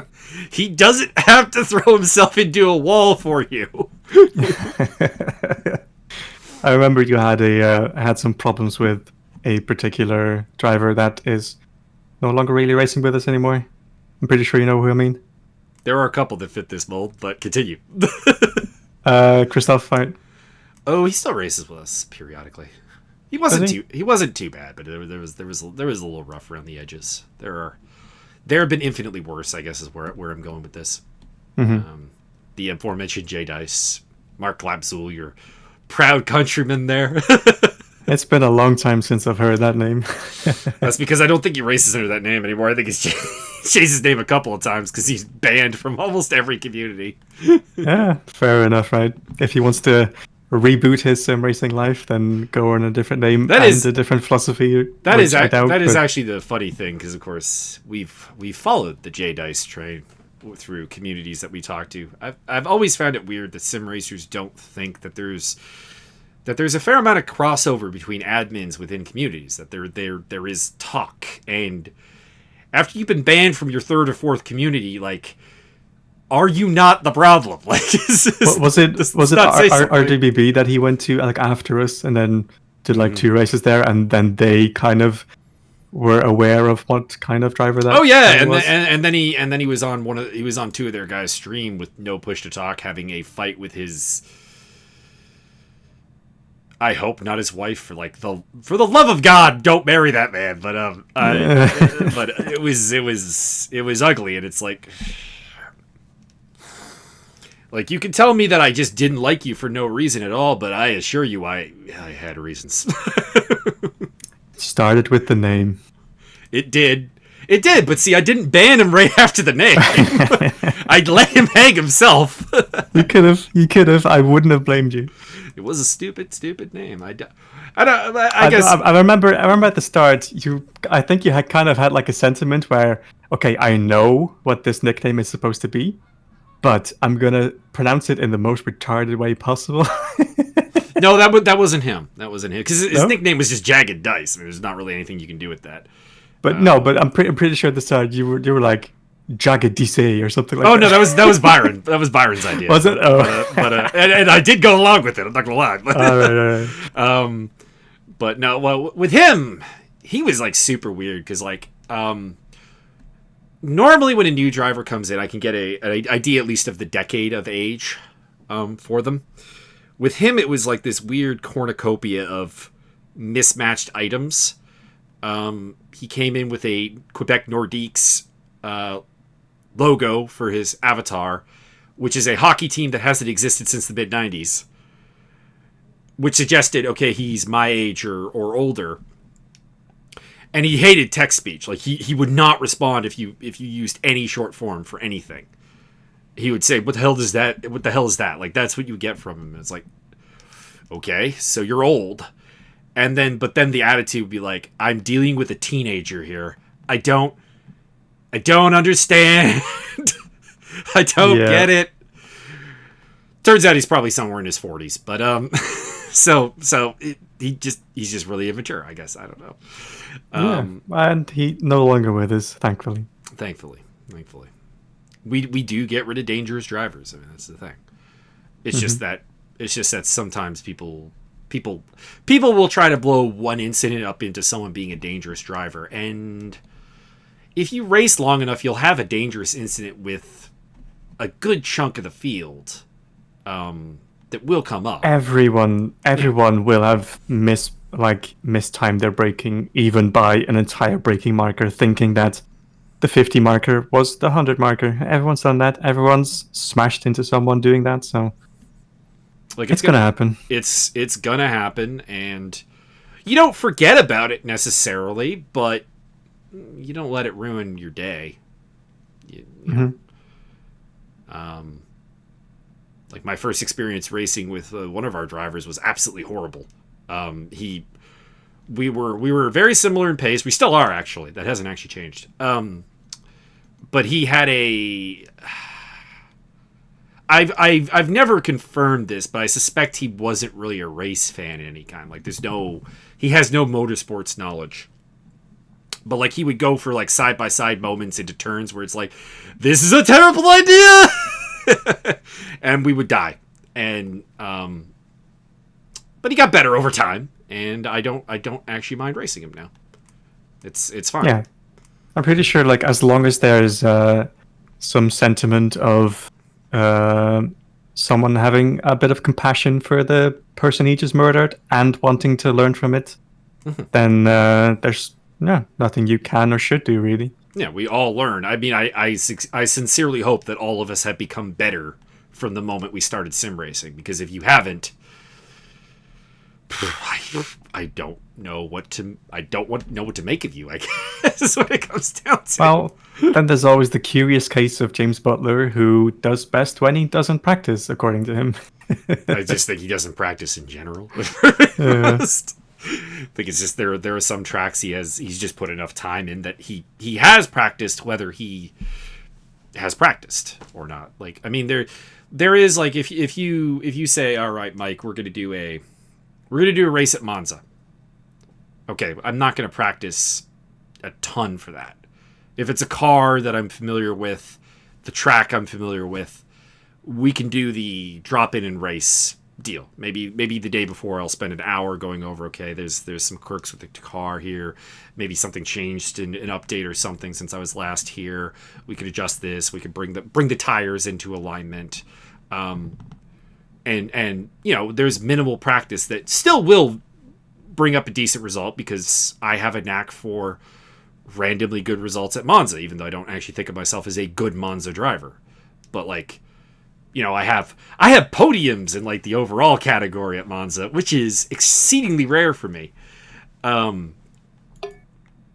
Whereas if we go to, I don't know, I'm trying to, let's say we go to Sochi.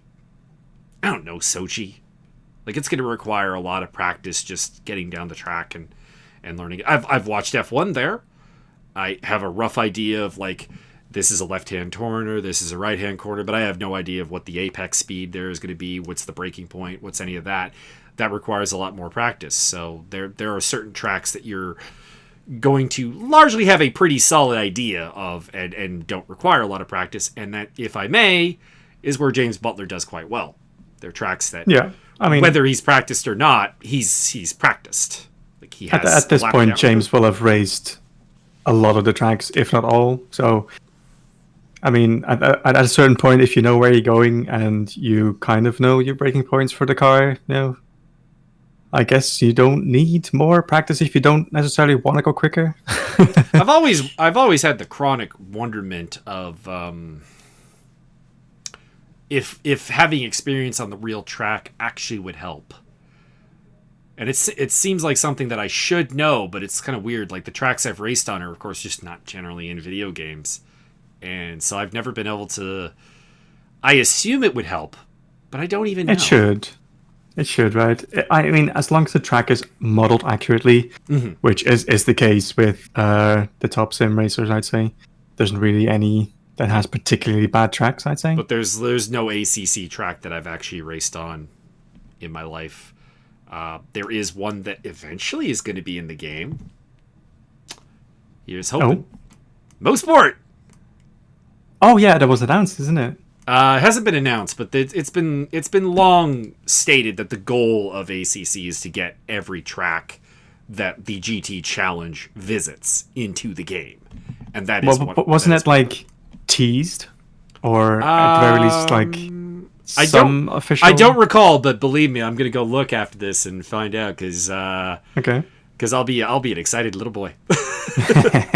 Like, go! Maybe we have a track that I might be able to do something. Oh, the only problem is there's a couple other Canadians in ESR who have raced that track, so I'm not the only one. That's one track that I have never seen, nor raced, nor experienced. So that's something that I would have to actually practice. Exactly. Might actually. Well, eventually they're going to get to a couple of American tracks that I imagine you probably have never seen. Virginia International Speedway, for example. I imagine not. Is that the name for Atlanta Speedway nowadays? No. Virginia and Atlanta are not. Oh no, that's good. No, it's different states. Same general area of, like, America, but quite far apart. Yeah, probably larger than your country apart. Yes. As we've established, the Netherlands does fit into the province I live in. Yep.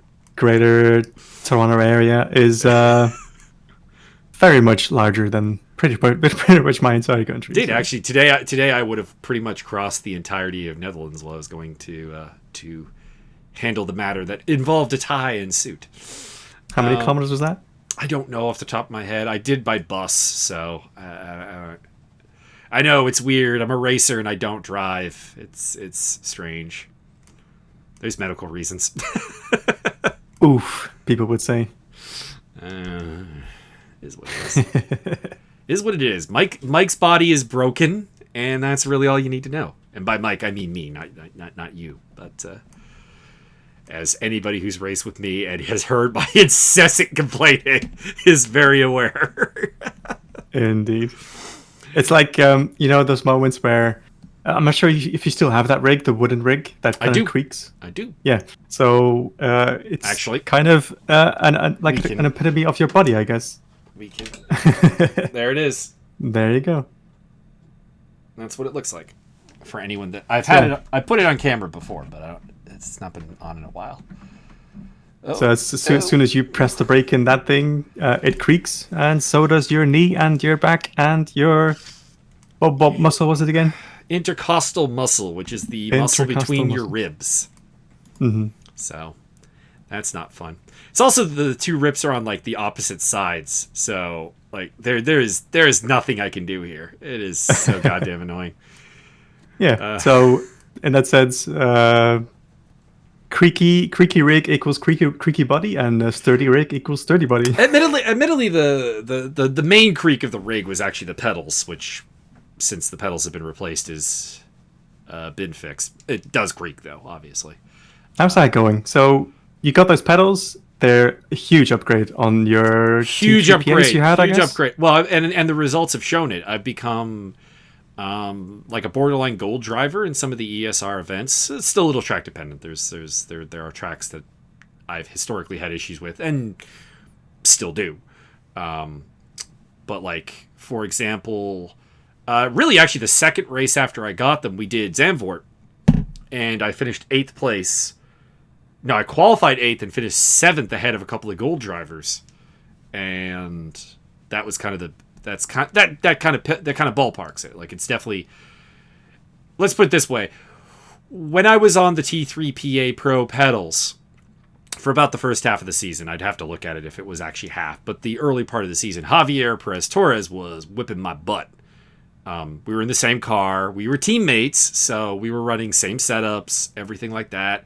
You know, with some adjustments for our own personal driving style. He likes to run a much higher TC than I do, for example.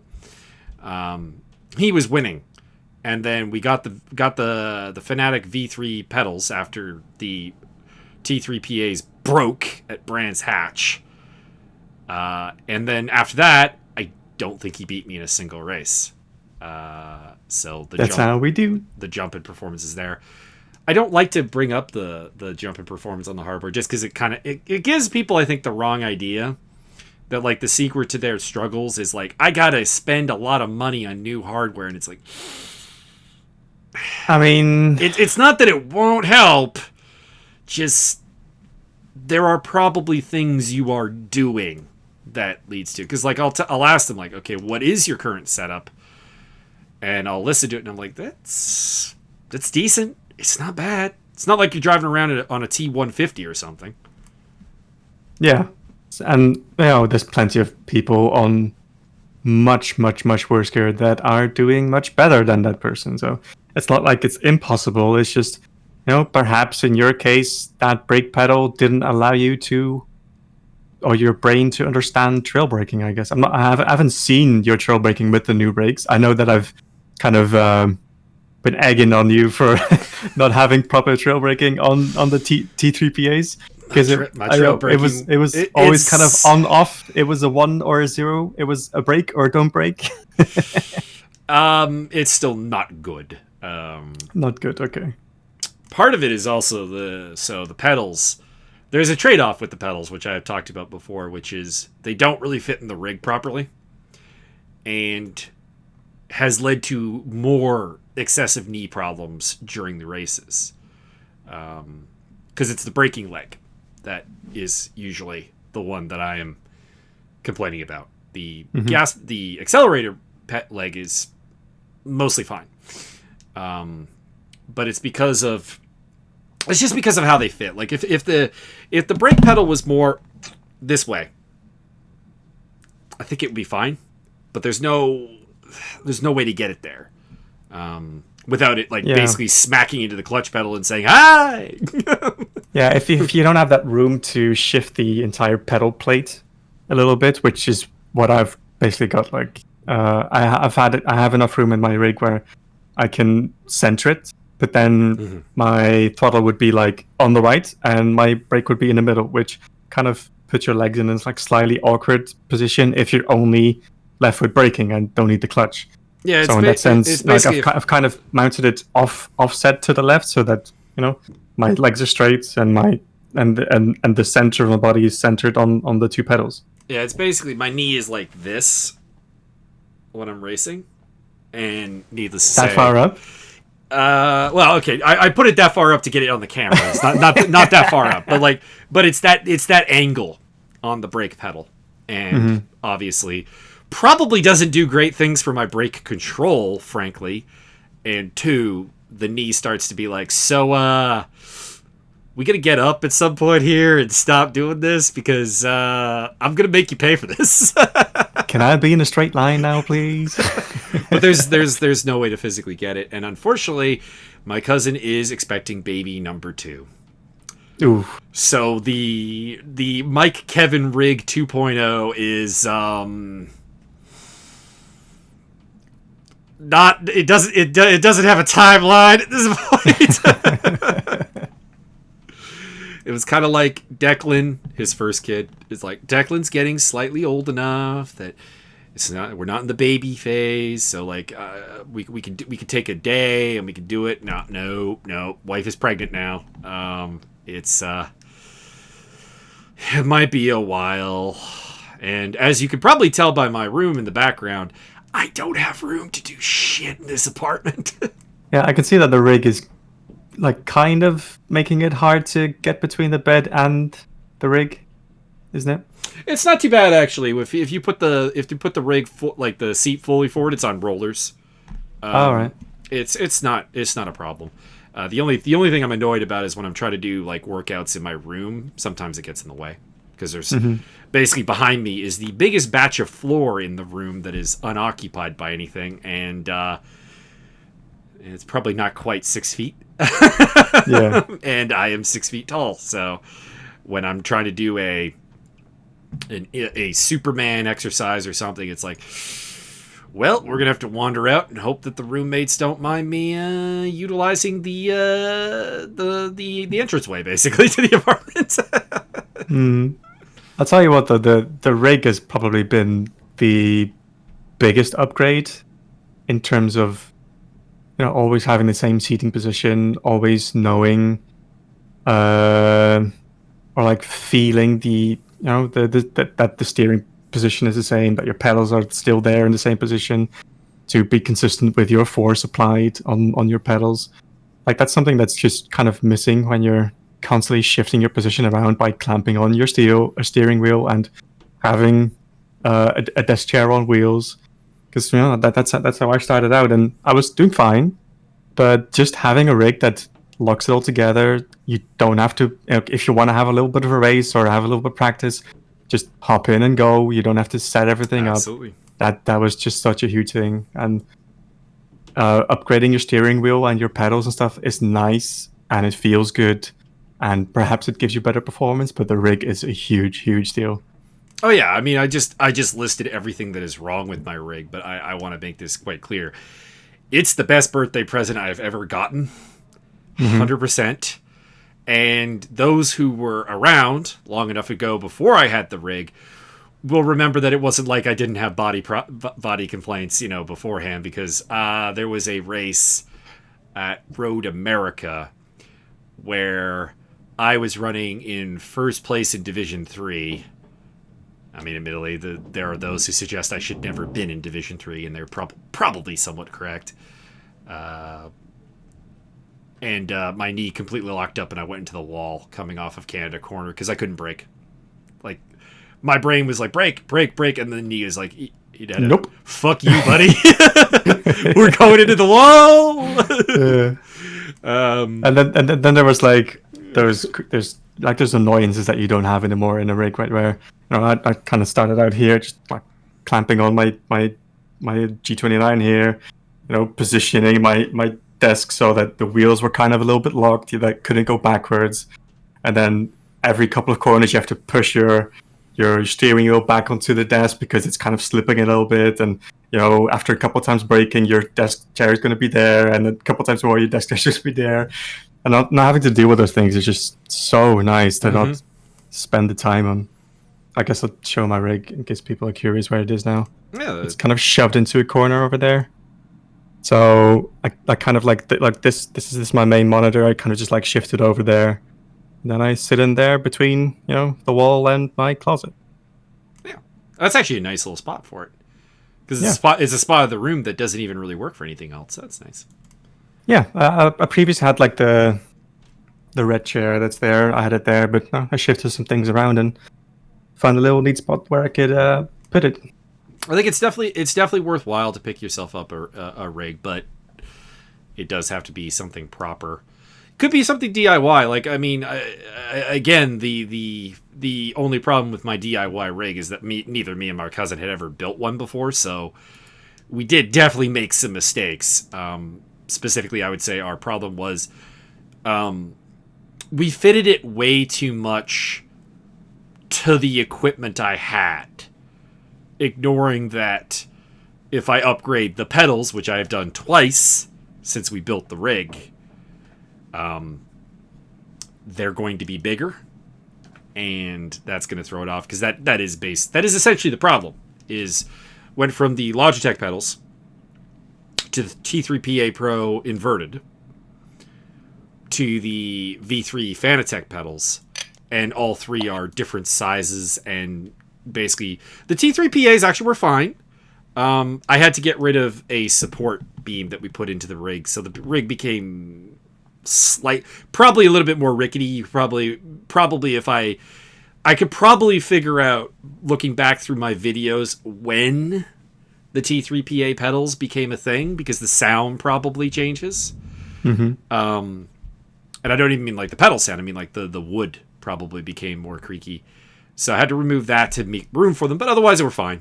The positioning of my legs and everything were still pretty bang on. But then the V3s came in, and that's the sort of thing. Like, if we had, like, the problem is I could move the chair back far enough to have my legs be comfortable, but then the strain on the arms would start to build because I'm too far away from the wheel. And that is the problem with the DIY rig, is that you're going to run into adjustability issues when you change the hardware. Because even if in the future I would definitely do some things differently. For example, I wouldn't use the furthest up position as my default sitting position, because I've noticed that like no one shorter than me can use the rig. Okay, maybe like 5'11", 5'10", 5'9" tops, but like, for example, Rochelle came over and was like, "Can't reach the pedals, can't drive." Yeah. And couldn't really reach the wheel comfortably either. So, as much as you're designing I'm designing a rig for myself. I do, is kind of nice if I, left the ability for, a family member or a friend to come over and be able to use it without it being a huge problem. People taller than me can use it, no problem, because it's just crunch up your legs a little bit. Yeah. Well, they can move the chair back. Yeah. And work. Like, for example, Ziggy, who is 6'5", fitted it, big boy, without any particular problems. My cousin Kevin, who built the rig, who's about 6'1", 6'2", he can use it without any problem, which was nice. He was terrible. I wish I had recorded that, because I feel like that really would have been like the, all right, everyone in ESR, feel better about yourself. Here goes my cousin. Yep. I mean, there's something to putting someone into a simulator like that who doesn't really have any idea of distances or speed. The weird thing is that my cousin Kevin is actually the person who introduced me to motorsports and racing. It was Need for Speed Hot Pursuit, so not like a proper sim or anything. He's never done anything like that. But it is kind of interesting to note that he was the guy who started me on the path of like car games, and is a massive Ralf Schumacher fan for reasons that I don't fully understand. Why not? Why not? Underdog Schumacher. I mean, in fairness, I mean, my F1 fandom back in the 90s was based on reasons that don't make any sense. Like, I originally was a fan of Michael Schumacher. Why? His name is Michael. That was as far as the logic went. I don't see any problem with that at all. I became a fan of the Jordan team because their cars look cool. It had nothing to do with performance. Yeah, but that's the best reason. That is the best reason. That is the best reason. Yes. Yeah. And as I learned more about F1, I actually became a legitimate fan of the Jordan team because it's a privateer that punched above its weight. Eddie Jordan is a flamboyant and very interesting character, so that helped out. And they had drivers. Team currently that you'd say has a car like that speaks to you. That's not really. I must say that F1 in the last decade, livery wise, has become kind of boring. I watched a 1999 F1 recap video on YouTube, and I just went, man, the cars here have so much more character to them. Like the Jordan, iconic. Well, Jaguar wasn't around at that point; it was still Stewart. No. But even the Stewart with the tartan design, very nice. Mm-hmm. The Winfield Williams was very cool looking. The Prost Benetton with the PlayStation stuff. Actually, it was 99 is a bit of a boring Benetton, but Benetton historically was a great example of a team that had very, very nice liveries, very, very interesting stuff. It's become more corporate, which is totally understandable, but it does mean that I don't know, the cars don't have the same. They don't really have the same variety for one, and two, they also, I don't know, they become a little bit boring. So in terms of design, definitely. I'd have to say there was one striking thing that hit me when I was lucky enough to go to a Formula One race at Spa. It's only like an hour and a half away from me. Super lucky, and it was an awesome day together with my dad. The liveries, they look completely different in real life than they do on TV. The matte liveries, they look great on TV, kind of boring in real life. And then you've got the Mercedes, who has that chrome silver engine cover. That was stunning, seeing that come by in real life with the sun hitting it, the reflections. It looked so premium. That was incredible. I also think the difference. Beyond liveries, the death of privateers has left F1 without teams don't really have character anymore. It's a corporation. Don't get me wrong, someone like a Christian Horner can inject something into Red Bull that otherwise wouldn't be there. Even Toto Wolff at Mercedes, but the ownership it's owned by a major corporation, and that really changes it. There was something about cheering for Eddie Jordan's team or Peter Sauber's team or even Giancarlo Minardi's team, Paul Stoddard later on, Tom Walkinshaw with Arrows, even though Tom Walkinshaw is by all accounts a complete dickbag. But there was I don't know, there was a more of a, I don't know if a hometown feel is right, but it felt more like you were part of the team. There was an engagement that is lacked. The differentiator is definitely the corporate thing, right? There's teams in there, probably not most of them. They're in there because it's very good return on investment in terms of marketing, and that's why they're there. Mercedes, if you're winning, you're getting a huge return on your investments because the exposure that you get from winning and being the number one car in Formula One is huge. So they're there. They have a corporate livery. They want to win, but they're not there to win necessarily. They're there for the marketing return. But then, previously you had the teams like Jordan, as Williams technically should be before they got bought up by a huge investor, that they're there to race, they're there to win. End of. How they want to do it, looking as cool as possible. But right, but then you have money troubles. You get bought up by a huge stakeholder, or you have a massive company that puts their name on your car, and you have to go with their color and name, like a BWT for Force India, or a Rokit for Williams, which unfortunately doesn't allow for designs like a Jordan, who was free from that burden, who was, I want to race, I want to win. I want to do it in a car that looks like an angry wasp. And then of course you have the problem with tobacco sponsorship becoming a thing of the past, which for whatever reason I've never actually really particularly understood why tobacco was so big about advertising in motorsport, but they were, and it allowed teams to function at a much higher level than otherwise. Because I mean even through the 90s, most seasons you had what effectively was a privateer team being able to win a race at some point, be it Benetton before they really became a factory team, Jordan, of course. You have Prost, or were they Ligier at that point? I think they were still Ligier in 96, but they got the win with when they went dark blue, it went Prost, right? I think 97 is the start of Prost, but he had bought the team in 96. It was just still racing under the Ligier name.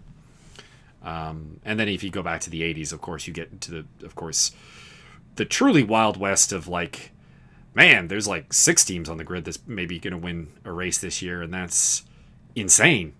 Until someone slaps a huge fan on the back. Bravo! One of the most legendary cars. Well, and it was also that money talked, of course, a lot less back at the time, because you could come up with a revolutionary idea that no one had come up with and push yourself forward. And that can still happen.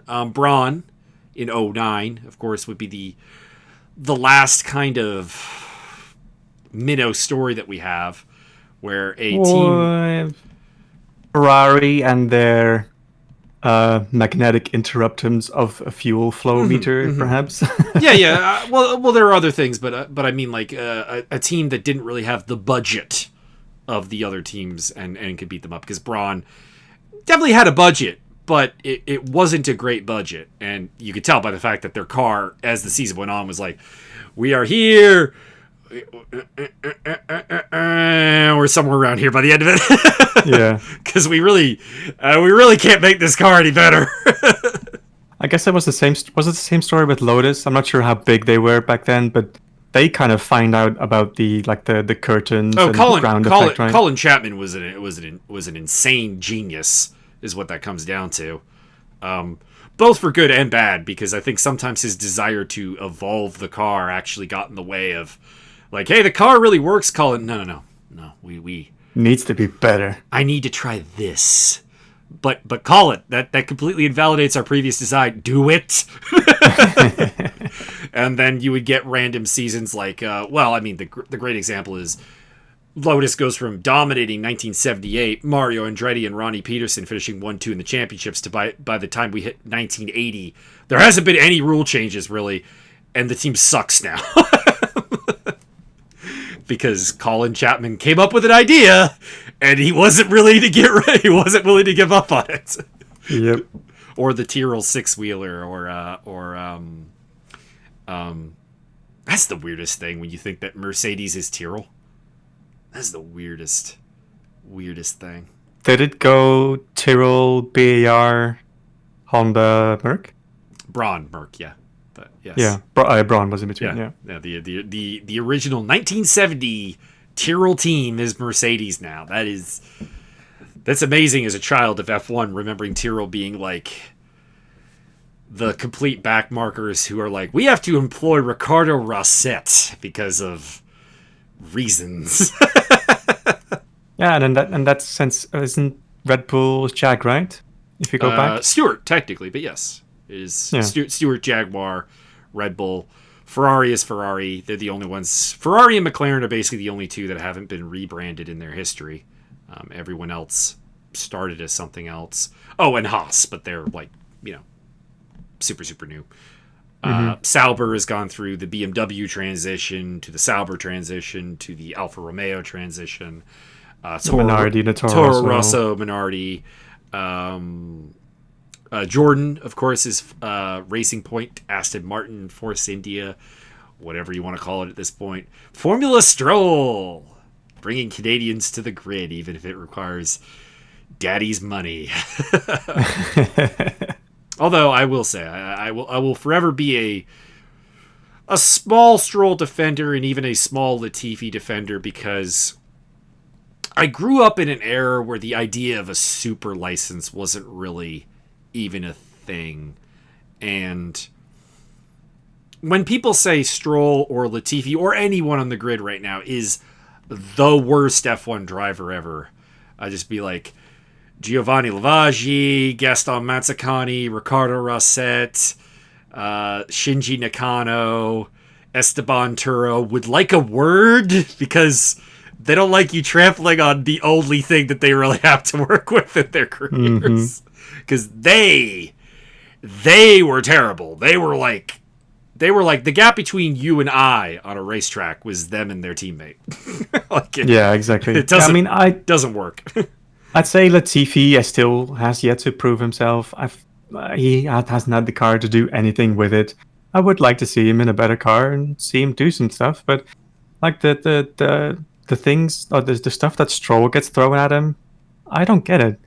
He's proven himself, I think. Anyway, his record for lap 1 overtakes is incredible. He knows how to navigate through that traffic. He knows how to qualify decently well. Not as good as Checo. It's kind of weird that Stroll, I feel like, suffers from like a really sliding scale of like goalposts, because Stroll comes to F1 off of an F3 championship, which is pretty respectable. And people are like, oh, he skipped GP3, he skipped GP2. And don't get me wrong, I agree. I actually feel like you should have to go through those. I think it makes you a better driver. I think it will make the racing better. You will learn skills that you didn't learn otherwise. But he's not the first guy to do that. He's not the only guy on the grid. And in fact, he did better than some, because like I will poke at Max Verstappen on this, with the caveat that I am actually a Max fan. I do enjoy his racing, although I do think he's, like many F1 drivers, a bit of a dick. But I think that comes with the territory. I've always said this, like, people are like, man, Michael Jordan actually was sort of a dick. I'm like, I'm pretty sure every great NBA basketball player was kind of a dick. Like, to have that competitive urge brings a bit of dickishness to it. But, like, Max Verstappen is a guy who never won a junior Formula title. And at 16 years old is in an F1 car. And nobody brings up he skipped all these stages. And I'm not saying it was wrong, because obviously hindsight 2020, he developed very quickly, even in his rookie season, very rapid, very quickly. He showed that he was the prodigy that people sold him to be. But if you require something to be in F1, it should be something that every driver requires. If you have to be in GP2 or F2 as it is now before, then nobody is exempt from that. It can't be, well, Lance Stroll should have had to go to F2. Well, what about this guy? Oh, there's exception. Why? There's a bunch of guys who did do F2 that were on the grid this season. Kevin Magnussen never did. Max Verstappen never did. Carlos Sainz never did. And sure, we'll remember it because they had relatively successful careers, but there are other guys who have had terrible careers that skipped that level as well. So, and there are guys who went through that and still actually came out terrible, like Esteban Gutierrez. Yeah. I mean, in that sense, there's something's missing currently where if you win the GP2 championship or Formula 2 championship, I feel you have to be guaranteed a seat next year. I feel that should be a thing somehow. I feel like that's the case. The only exception I could see is if there were no rookies on the grid. Like, everybody that was there locked out their seats again, or shuffled a little bit, or whatever. Mm-hmm. I could see that working, but it is weird that, like... and again, that's happened a number of times. There are a number of F2/GP2 champions that weren't promoted. They've never raced in F1. Davide Valsecchi, Fabio Leimer, Most recently, Nick DeVries, who is very promising. Like I kind of get Limer and Valsecchi because they did like GP2 like 4 years and then finally won. It's kind of like finally, like it's not that impressive, but like DeVries won the second time out. It's like why am I not here? Why did I not get the call? Well, luckily he did get lucky in landing a factory Formula E seat, but he could have just been washed out and never to be seen again. So perhaps having to go to Indy or something, and that's just could have been the next Bjorn Werdheim, who is probably a name no one remembers, but he was an F3000 champion when that was the step to F1 in just his second season. And he was in a field that had a couple of future F1 drivers. Patrick Friesacher, Vittorio Liuzzi was in there. And he dominated. He destroyed the competition. And it's like, here's a Jaguar test seat. All right, this is going to lead to a race seat at some point, right? No. Nope. No. couple of Friday sessions for you, my friend, and that's it. And then he eventually went to Champ Car. Champ Car died, and I think he's racing Swedish touring cars now, and that's about it. And that's just, it's kind of sad. Yeah, it's a shame. And his rookie season in F3000, he finished 4th. So it's not like he was bad. And again, beat a number of F1 drivers, future F1 drivers that season. Antonio Pizzonia was in that field, for example. Patrick Friesacher again. Man, I'm picking on Patrick Friesacher here a lot. There is, like, for some reason, there's a YouTuber. I can't remember if it's Josh Revel or Aiden Millward, but one of them just hates Patrick Friesacher. And I need to figure out what the story is, because I don't know what it is. He's done something that apparently was evil. I mean, he has kind of the way you can pronounce his name. You know, some people have a punchable face. He kind of has a punchable name, don't you think? A little bit. Yeah, I mean, you can't judge someone by their name. I mean, I had a classmate named Homo in high school. It was really, you know, someone like it doesn't get worse.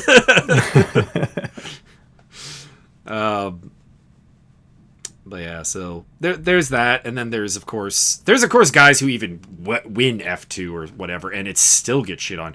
Pastor Maldonado is maybe the greatest example of this, because everyone calls him a pay driver, and to be clear, had a lot of money behind him, and the crashing thing is totally earned. Yep. But people like to ignore that this is a guy who won a GP2 title and an F1 race. Yeah, in an underdog of a car. I mean, it was a good car that day, but it wasn't the rest of the season. Car. No. Yeah. So yeah, he had chops. He was too aggressive or lacked feeling enough to keep the car under control, I guess. I think out of all sports, auto racing is the weirdest in that regard, because I always look at Nick Heidfeld as like the most bizarre case in F1 history, because he debuted around the time where I really got into F1, like 1999. Like 97 was big because Jacques Villeneuve, but then 98 I kind of faded away because Villeneuve was in a car that couldn't win, and no Canadian at the front. But then 99 came around with the Frentzen story and Michael Schumacher's broken leg, and I'm like, oh my god, this is like some serious drama. This could be interesting. Eddie Irvine might win a title here. And then by 2000, I'm like fully invested again, and that's when Heidfeld came in with Prost. And to watch him over the course of his career outpace Jean Alesi, Kimi Räikkönen, Felipe Massa, Timo Glock, lose out to Heinz-Harald Frentzen, but that's whatever. Beat Robert Kubica initially. Frentzen is another one that's underrated, I think. But Frentzen, Frentzen got his shot, so to speak, and then it kind of faded. He got that 97 Williams seat, that undeniable race-winning car, and he only won once. So he developed that, and he's my favorite driver of all time. But he developed that probably just because of his name. Like I can't explain why I'm a Frentzen fan, but maybe it's just the name. But he had that one chance, and of course he had the miracle season in 99, and then unfortunately the Jordan let him down in 2000 and 2001, and he got the blame for that. Side note, easily the weirdest firing I've ever heard of in F1, because the only justification I've ever had for the 2001 firing of Heinz-Harald Frentzen is Eddie Jordan needed to make room for Takuma Sato at the team to try to play nice with Honda. Mm-hmm. The problem is Jarno Trulli was leaving anyways. Where was he going then? He was going to Renault. Was it Renault? Yeah. It was Renault. So Trulli was leaving anyways. Admittedly was not known in 01. It came after the Frentzen firing when he signed to leave for Renault. But you have a driver who's out of contract and we're mid-season and hasn't re-signed. And you have a driver who is offering to put his own money into the team. And you fire the driver who wants to put money into the team to make room for a Japanese pay driver, effectively. Now, Sato had some talent, but there is a story about every Honda driver in F1 that tends to come up, which involves their penis. But anyways, let's not divulge into that one. What? I'm in no way saying that the fastest way to F1 for a Japanese man might be the CEO of Honda's daughter. But it just weird. But then, like, you know, the continuation of the Heidfeld stories, he's beaten all of these guys, and the door never opens, and the door opens for his teammates. Raikkonen goes to McLaren, Massa goes to Ferrari. He was kind of 50-50 with Kubica even. Like, he beat him the one year and then lost him. Beat him 2 years in a row and then lost him the following year. And then beat him again. So it's like, how can a driver go up against the quality of teammate opposition he did and have the career he did? It is so weird. Do you feel he might be one of the classic cases of being boring for the marketing department? Thing is, I think the number of drivers other than him were kind of boring. I don't think that necessarily ever really limits it. I think he suffered partially by being German at a time when there were a lot of German drivers to divide the sponsorship pool, because you had the Schumachers around at that time. You had Adrian Sutil coming up at that time. Frentzen was there at the beginning and then faded away. Timo Glock coming up at that time. Ralph was still with BMW? Ralph was with Williams for a little bit during Heidfeld's career and with Toyota. All right. So there was a fair crossover there as well. And then Rosberg comes up. And that's always a bit of the problem. I think if Heidfeld had been from a country with less of an F1 heritage at the time, I think it would have helped him. As long as it's a relatively financially well-off country, because I think sponsorship would have flocked to him. But the weird thing is he had sponsorship. Like, he was Mercedes' guy, and he was going to get Mika Häkkinen's seat in 2002, until Häkkinen said, no. There's this Finnish kid that is in the seat right next to Heidfeld and getting beaten by Heidfeld, but no, him. He's who you want.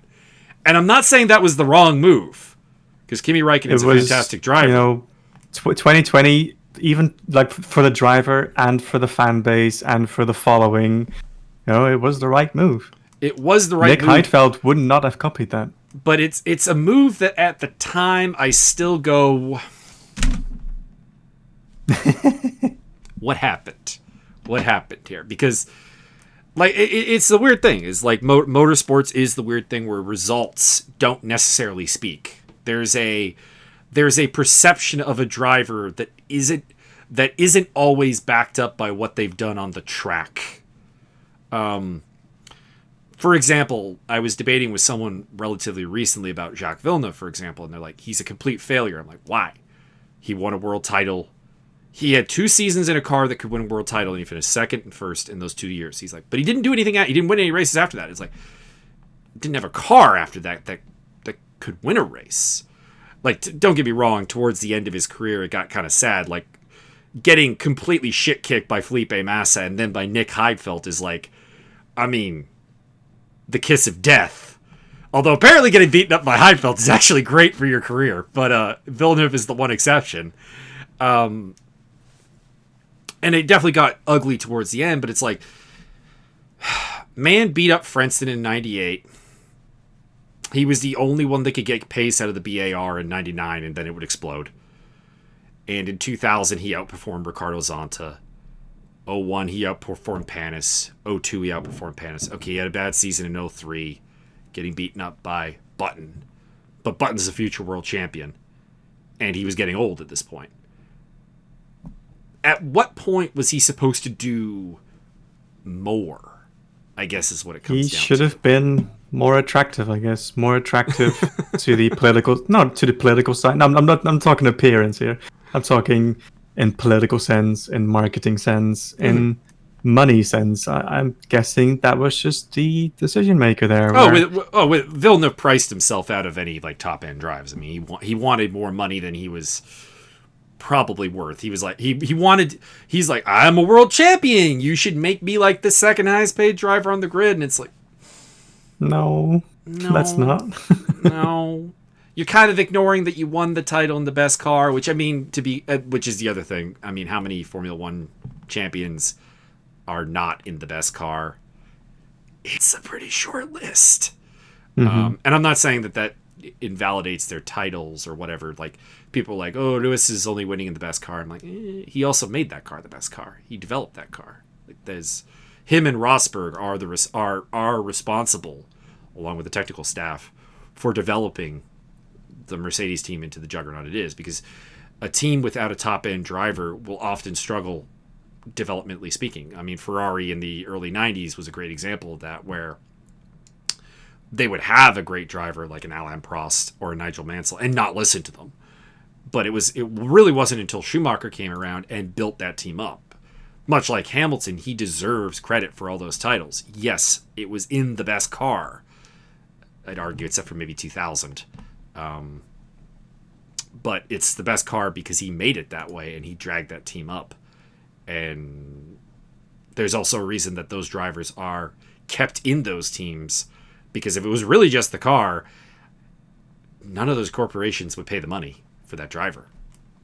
Yeah, and it's something you just can't argue. I mean, you can argue a little bit that his current teammate is probably weaker than he has had before, with Rosberg probably a little bit higher, but you know, you still have to win. You still have to develop the car. You still have to drive the races. You have to be consistent. You have to be faultless, which he has been.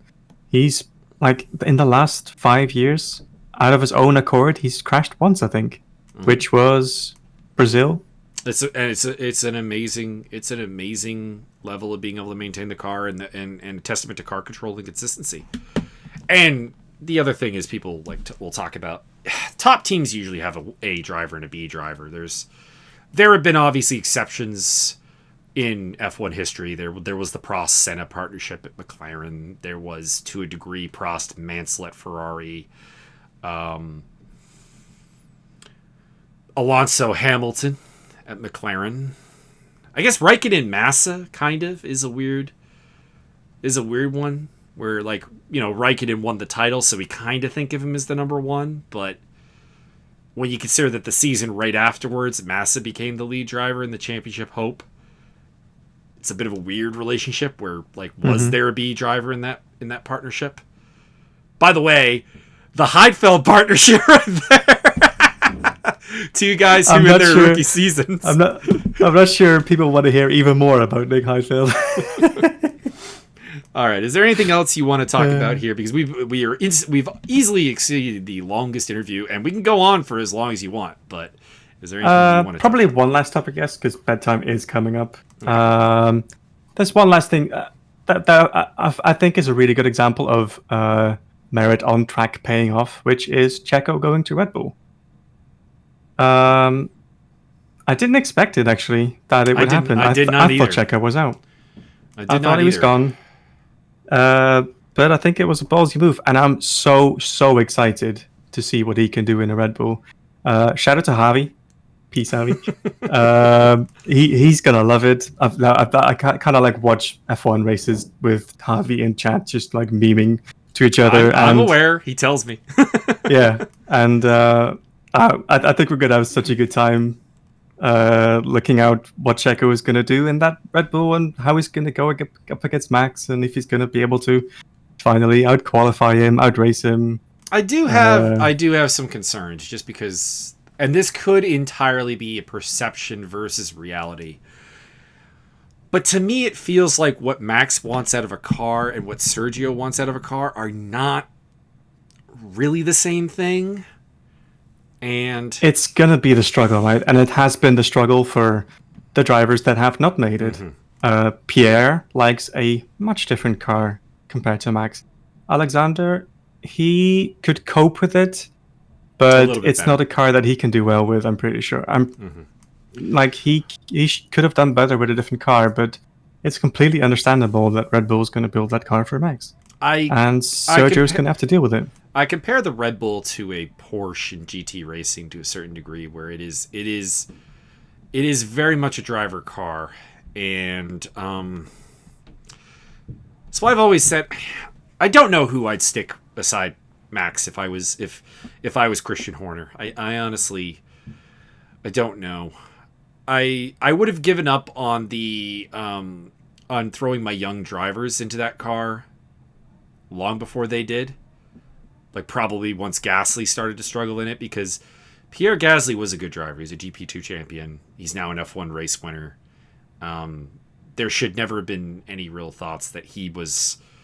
Not that he's not the problem, because it's, he's not suited to the car, but there should never have really been a thought that, like, okay, well, Pierre is really actually just the problem. We'll just swap him out and it'll be fine. I never thought that would be the case, and I thought that it was just damaging the Red Bull driver program, honestly, a little bit, because there is a solid chance that Albon never regains the confidence he once had and never becomes the driver that he was. I mean, they kind of caught off guard by the Daniel Ricciardo move, right? Mm-hmm. I mean, it's kind of on them to not be able to factor that in and prepare for it better, but I mean, they kind of had to slot someone in, and they gave Pierre a shot. Pierre deserved that shot, I think, in that situation. And unfortunately, it didn't work out. But they did have enough preservation for him to see that, that this probably isn't Pierre's fault. He is a good driver. He's capable, but the sudden move, the stress that comes with it, and a car that isn't to his liking and won't be changed to his liking, it was enough to still give him the seat in Toro Rosso and flourish and win an awesome, awesome race in Monza. Mm-hmm. And more or less beat up Daniel Kvyat for the entire season. Yeah. Who I still think of as a reasonable driver. Nothing spectacular, but I do think he has a modicum of talent that beating him up is... it's not nothing. It's not like Fernando Alonso beating up on Torsil Marquez. Who probably no one knows who that is. He was Alonso's teammate, and that's all you really need to know. That's what he was, and he will never be any more than that. Nope. I don't think he even races anymore. So what about Hulk? So Hulk was kind of, in my mind, the other contender for that seat if there was a swap. But apparently he was never really a contender, according to the media anyway.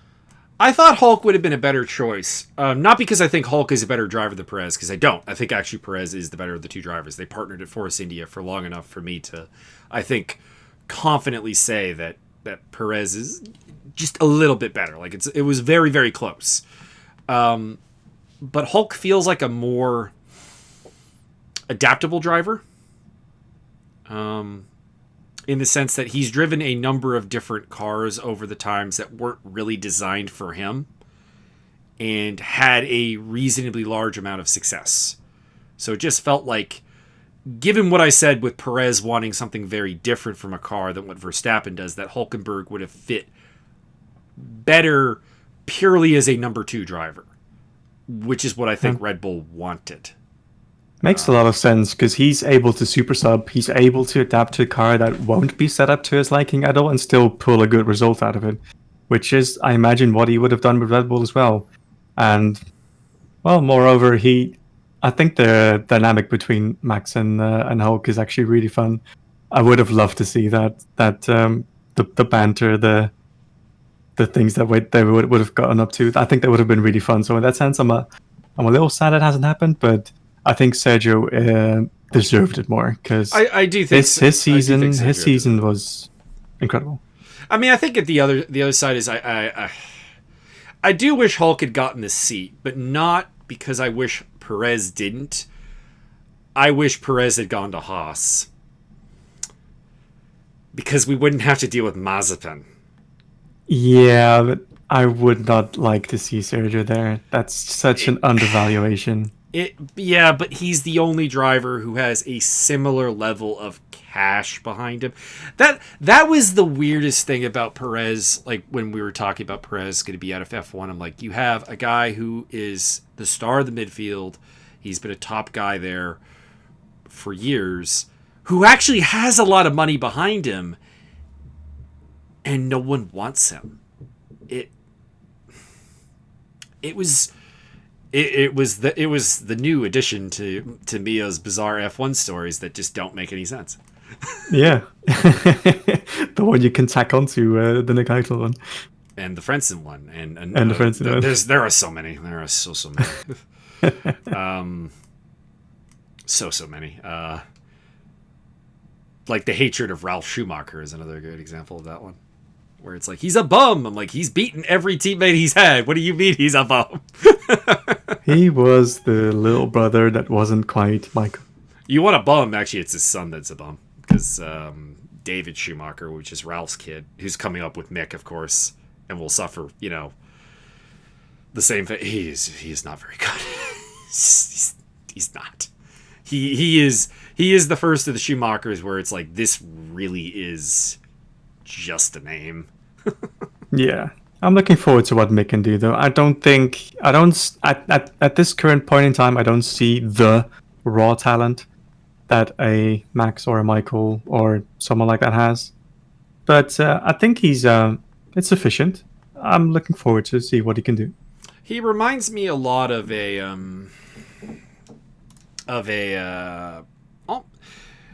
almost like a Romain Grosjean level of talent. Not necessarily the same style of driver, but like following his junior career, it feels very similar. Like Grosjean would come in and be like, "Hey guys, I'm a little bit to look at, but I'm not super great." And then the next season it'd be like, "Oh, he's really turned a corner." And Mick was kind of the same in F3 and F2, or F3 and then GP3 and then F2, kind of like the same thing repetitively, where it's like, first season is like, there's a little something here, but nothing super great. And then it's like, now I got it. Now, the downside of that is that suggests that his F1 rookie season won't be amazing to do. It could be, it could not be. I think he has probably the same amount of chance that a Romain Grosjean had, where he went up in stock and then came back down. I think that's a possibility with him. I think he's actually in a much better spot than Grosjean, because of course Grosjean's F1 debut is like, hey, Fernando Alonso needs a teammate. You're going to be compared to Fernando. Oh shit. Yeah. And whereas Mick is going to be partnered with Mazepin, who is also a guy who has struggled historically in the first season in new equipment. Like you look at his first GP2 campaign, it wasn't very good. You look at his first GP3 campaign, it wasn't very good. And then he found some things. He found some pace. Off track aside, he's a reasonable prospect. But it does feel like Mick should be able to win that head-to-head battle. But that's kind of actually goes to back the whole thing why I kind of wanted Perez at Haas, is I don't want Haas to slip down into this absolute hole of misery. I don't want any team to go there, because it becomes like, why are these cars on the grid? And with a double rookie lineup and a clear problem with developing the car, to the point where like Romain Grosjean's stories at Haas are hilarious, where it's like, this new update is terrible. Well, just drive the new update. But it's terrible. But I was faster on the old car. Will you give me the old car? Listen to me. And it's like, but Kevin says it's faster. I don't care. Yeah. And then you learn that Kevin Magnussen wasn't even saying it was faster. It's like Haas does it to themselves. They're an absolute mess right now. But I mean, getting Perez's money in there instead of Mazepin's money. No Mazepin on the grid. maybe a better driver for Haas to actually develop a car around, because Haas is kind of going the way of Williams a couple years ago, like post Bottas and Massa's partnership. And like this really resembles the Lance Stroll Sergei Sirotkin partnership at Williams, and that's gonna go to a bad place. At least it'll provide some drama, I guess. It's gonna be a personality on the grid. It's gonna be some strange things happening. I'm not entirely against it, but yeah, he didn't deserve it. That's something you can say. I mean, I've always said this. He's got a super license, so to a degree, he deserves it. But there are people that deserved it more. Yeah. And probably are better human beings on top of that. Because, again, I can't remember a driver who has this level of off-track baggage coming into F1. I felt there was quite a real chance of him getting sacked, actually, with the whole touching up the woman in the backseat. They need the money, though. They need the money. That's the problem. Yeah, like I mean, it's just the cancel culture that's just kind of become normal now. Is kind of what would have happened there, but apparently the money was too large. Well, Daddy Mazepin's got more money than Lance Stroll's dad than Lawrence Stroll does. So I mean, that's kind of the weird thing is we think of Lance Stroll as like, you know, Daddy bought him the team. He's actually the poorest of the three big rich daddies on the grid. Mazepin and Latifi have way more money. It's kind of but it's kind of weird. Know, what's 10 billion versus 100? You know. Well, I mean, it also, to me, I think I like Lawrence more because Lawrence is a race fan, at least. Like there's a passion there that I don't really get off of Papa Latifi or Papa Mazepin at all. Well, plus he's investing. He's changing the sport for the better. He's applying his business smarts to this business.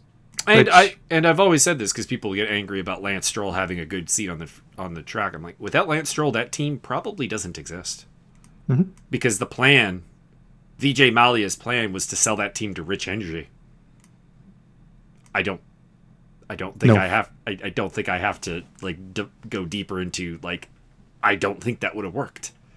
And okay, fine, we have to put up with Lance Stroll being on the grid, but okay, we would have lost that team, and Lance Stroll would still be in another car, so there would be two drivers out of a job as a result of it. Yeah, 3 drivers exactly. actually. So this way we only have 1. I'm looking forward to the season though. It's gonna be starting a little later, I think, right? It's been delayed slightly, but should be good fun. I'm looking forward to it. I'm always looking forward to the seasons. I mean, there's a bit of a lack of interest up front because who's going to fight Mercedes? Answer's probably no one. But there does feel like there's a lot of parity behind them. I'm interested to see if Ferrari can do anything to right the ship. McLaren's got more money coming in this season. Yeah, that's one to look out for, I guess. It's to see whether McLaren can be a team that can pester Red Bull at least. Yeah. I think Red Bull will still probably be a step ahead of them, but that battle for third spot in the constructors is going to be super, super interesting. And yep. I mean, I remember that back in the days of the late 80s with Jordan Williams, or late 90s with Jordan Williams, Benetton, BAR, Stewart, all those faces. You know, yes, they probably can't win races on a regular basis, but they are fighting tooth and nail with each other. And it's a nice change up from like maybe like 3-4 years ago when like I swear the grids were like driver 1 and teammate, driver 2 and teammate, driver 3 and teammate. It's like, man, we got hierarchical here with the cars. Like there's nothing happening here. Yeah. Which no, I don't really see as a thing as much anymore. Although maybe Valtteri Bottas 4.0 or whatever we're at now can do something. I mean, it'd be nice. It'd be nice to see somebody else in that seat, but Russell should have gotten it. I would agree. I would agree with that. I don't think that there's anything in a third year at Williams that Russell can learn. No, and I like I like Valtteri, but he's a number 2 driver, and that's fine. But you lost Stoffel, or not Stoffel, Esteban Ocon through, to a degree, mismanagement of his career. You're sending Russell in for a 3rd season at Williams. It just doesn't. Russell doesn't seem right. He's gonna have to have that seat next year, otherwise they fucked up. If they don't make that move, I'm gonna be really upset. I mean, I guess the only thing against it is like, okay, where does Russell go instead of Mercedes? Like, if you break off with Mercedes, what's available? Because Ferrari's got an embarrassment of young driver riches right now. Red Bull's got a spot where, do you want to be in that second car? And I mean, other than that, it's like, okay, well, Renault's going the Alpine route, and I don't trust, given the global economy of Renault right now, that is a team that's going to be going upwards. I could see him at McLaren, but I don't see who would go. Yeah, McLaren would be the option, I guess. But at the same time, let's assume Daniel Ricciardo beds in well. I think that Ricciardo-Norris partnership has a lot of legs. Yeah, I think it's a good combination. No one wants to see Lando go, right? He's such an addition to the grid. Yeah, and they're also very, very invested in him. So, what do you do? And the fact that Russell and Norris, it's not like Russell is considered to be a light years better talent than Lando. Better, yes, but not a generational thing. Now, the only thing that would possibly save him is if Daniel Ricciardo comes in and like takes the steel chair to Lando over the course of the next season, where it's like, no, this guy's not all that good. Could happen. There's a little bit of a concern to that because, I mean, Carlos Sainz's career has at various times been kind of damaged, and he did get the better of Lando. So there are some questions because, I mean, keep in mind, Sainz left Renault after having the chair taken to him by Hülkenberg, who's not even in the sport anymore, and then proceeded to be able to beat Lando. So it's a weird. I guess what I'm getting at is I don't fully know what I think about Lando Norris yet. We're just gonna have to see. He might do incredibly well against Daniel, and I would give him a good 50-50 at beating him, I'd say.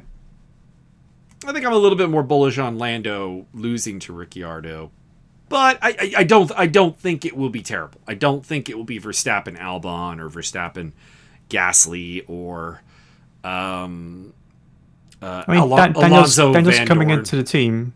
Daniel's coming into the team. He's going to have to catch up, right? So if there's superiority at the very start, or at least in the very, first quarter of the calendar, then Lando's probably in trouble. It seems like McLaren has a weird habit of letting their new driver get caught up really quickly, though. It feels like just like throughout their history. I don't know if that's like a technical structure where some teams are like, no, this is our boy. He will be dictating the car, and you will have to run that car. Or if McLaren is a little bit more 50-50 with input. Because, I mean, Raikkonen at the beginning of the 2000s caught up fairly quickly. There was, of course, the Montoya came in to partner Raikkonen and caught up pretty quickly. And then you had the catastrophe that was 2007. And then Kovalainen as a number 2 driver who just got completely shit-kicked. But then you brought in Jenson Button to partner with Hamilton, and it seemed like they were very much treated as, both world champions, and given almost equal treatment, and at times Button would beat Hamilton. And I don't know, it just feels like there's a McLaren structure there that allows for someone to come in and be a little bit more instantly a threat to the established driver. Well, and then I imagine Daniel is easily adaptable as well. I get the feeling he has just that natural feeling that he can set up a car, even if the philosophy isn't completely to his direction. He can work with it. Yeah, well, he proved that at Red Bull, where he's said, and Red Bull's admitted the car was designed for Max, and Daniel was still there.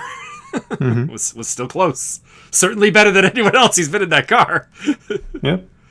So we'll see. That'll be an interesting dynamic. We got the Alonso return. That's going to be interesting. What does he look like after some time away? I still don't know why he's coming back, but I don't. It's a name. It's a name. Oh, I get why the sport wants him. I get why Renault wants him. They need something to jumpstart things. The Alpine brand could use an ambassador. I don't get why somebody who dealt with the McLaren issues, and even when the car got reasonable, clearly was very unhappy, is back for more. Because that car is going to be not front of the pack. And that really, throughout Alonso's career, has always seemed like when the car isn't at the front of the pack, Alonso is angry and not necessarily even the best at even giving you like technical feedback. It's kind of like, the car is shit. Could you be specific? The car is shit. Yeah, I mean, he's not great at that, but I feel like that's going to be a slightly different Alonso, right? There's not going to be an Alonso that expects or wants necessarily to go towards championship again. I think he knows that it won't happen. I think he just missed it. I think he missed driving a Formula 1 car. And an Alpine isn't going to be a bad shot. It's going to be a car that has the chance at going for the third in the championship. Yeah, for podiums. You have to say. Even. Yeah. So, we'll see. I'll enjoy it either way. Like I enjoy pouting Alonso, so that's fine. GP2 engine. GP2 engine. The Honda. But I think we're going to have to wrap it up, Mike. All right. That is all. So that was Mike Stofmeel, the ESR top man of the Platinum category. A man that I have at various points tried to figure out if there is a way to have something above Platinum, just to emphasize the difference there. There was a diamond for a little bit. There was, but it's like I look at the other Platinum drivers and I'm just like, the gap here is substantial. But we'll see. I am interested to see if Benoit Dumas can take the fight to you at some point, if he could finish a race, because he is very quick, just in the wall a little too much. But we'll see. I haven't directly raced him yet. It's not gonna be on Sundays anymore, because with the shift in calendar, with the Super Bowl and the Easter, it's kind of like dropped on top of a different series that I'm doing. Absolutely. So No, unfortunately. I get you. But perhaps I won't do every single endurance race on Saturdays, but I'll hop in whenever I can and want. Oh, so, and that's what everyone gets. Like I look at the Enduro series as one that very few people can commit to all the races, because it's a year-long series. Like I don't know what I'm going to be doing the last Saturday of September. Yeah, exactly. So I guess I'll tack that on at the end. If anybody wants to run the Enduro races, please feel free to sign up. Even if you can't make every race, make what you can. I know that'll maybe mess up being able to like partner up with a driver swap or whatever, but at the same time, you can run 90 minutes. If I can run 90 minutes, you can run 90 minutes. I'll bitch and complain about it, but I did make it to the end. All right. Thank you, Mike, for having a chat about sim racing, motorsports, some tips for the new drivers and people looking to get better. We talked about the starts and the blue flags, which are a big topic of conversation within the ESR community right now. If you would like to be on ESR Racers Corner, please let me know. Anybody can be a guest. I do at some point. At some point, we've been threatened that Byron is going to do an interview. I don't know how on topic we'll be able to stay. It's gonna you're gonna have to find the right guy who Byron's gonna talk to.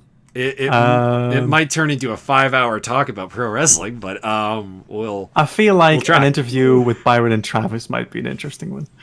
I don't know about that. That seems vaguely horrifying. Travis hasn't been around a lot lately. Yeah, unfortunately. Travis, your pedals that you sold me broke. I'm very not happy about that. Anyways, I'll let you go here, Mike. If you want to be a guest on the interview segment here, send me a PM. We'll set up a time. We'll get it done. And I'm pretty time flexible, so it really shouldn't be limited to North American only racers or European only racers. It can be anybody. And I mean, I guess the people who don't speak English particularly well might be a problem, but I'm game to try. There you go. Well, thanks for the interview, Mike. Had a lot of fun. So hopefully see you guys on track soon. Probably for some of you under blue flags. But I'll wave nonetheless. The humble brag. The humble brag. All right.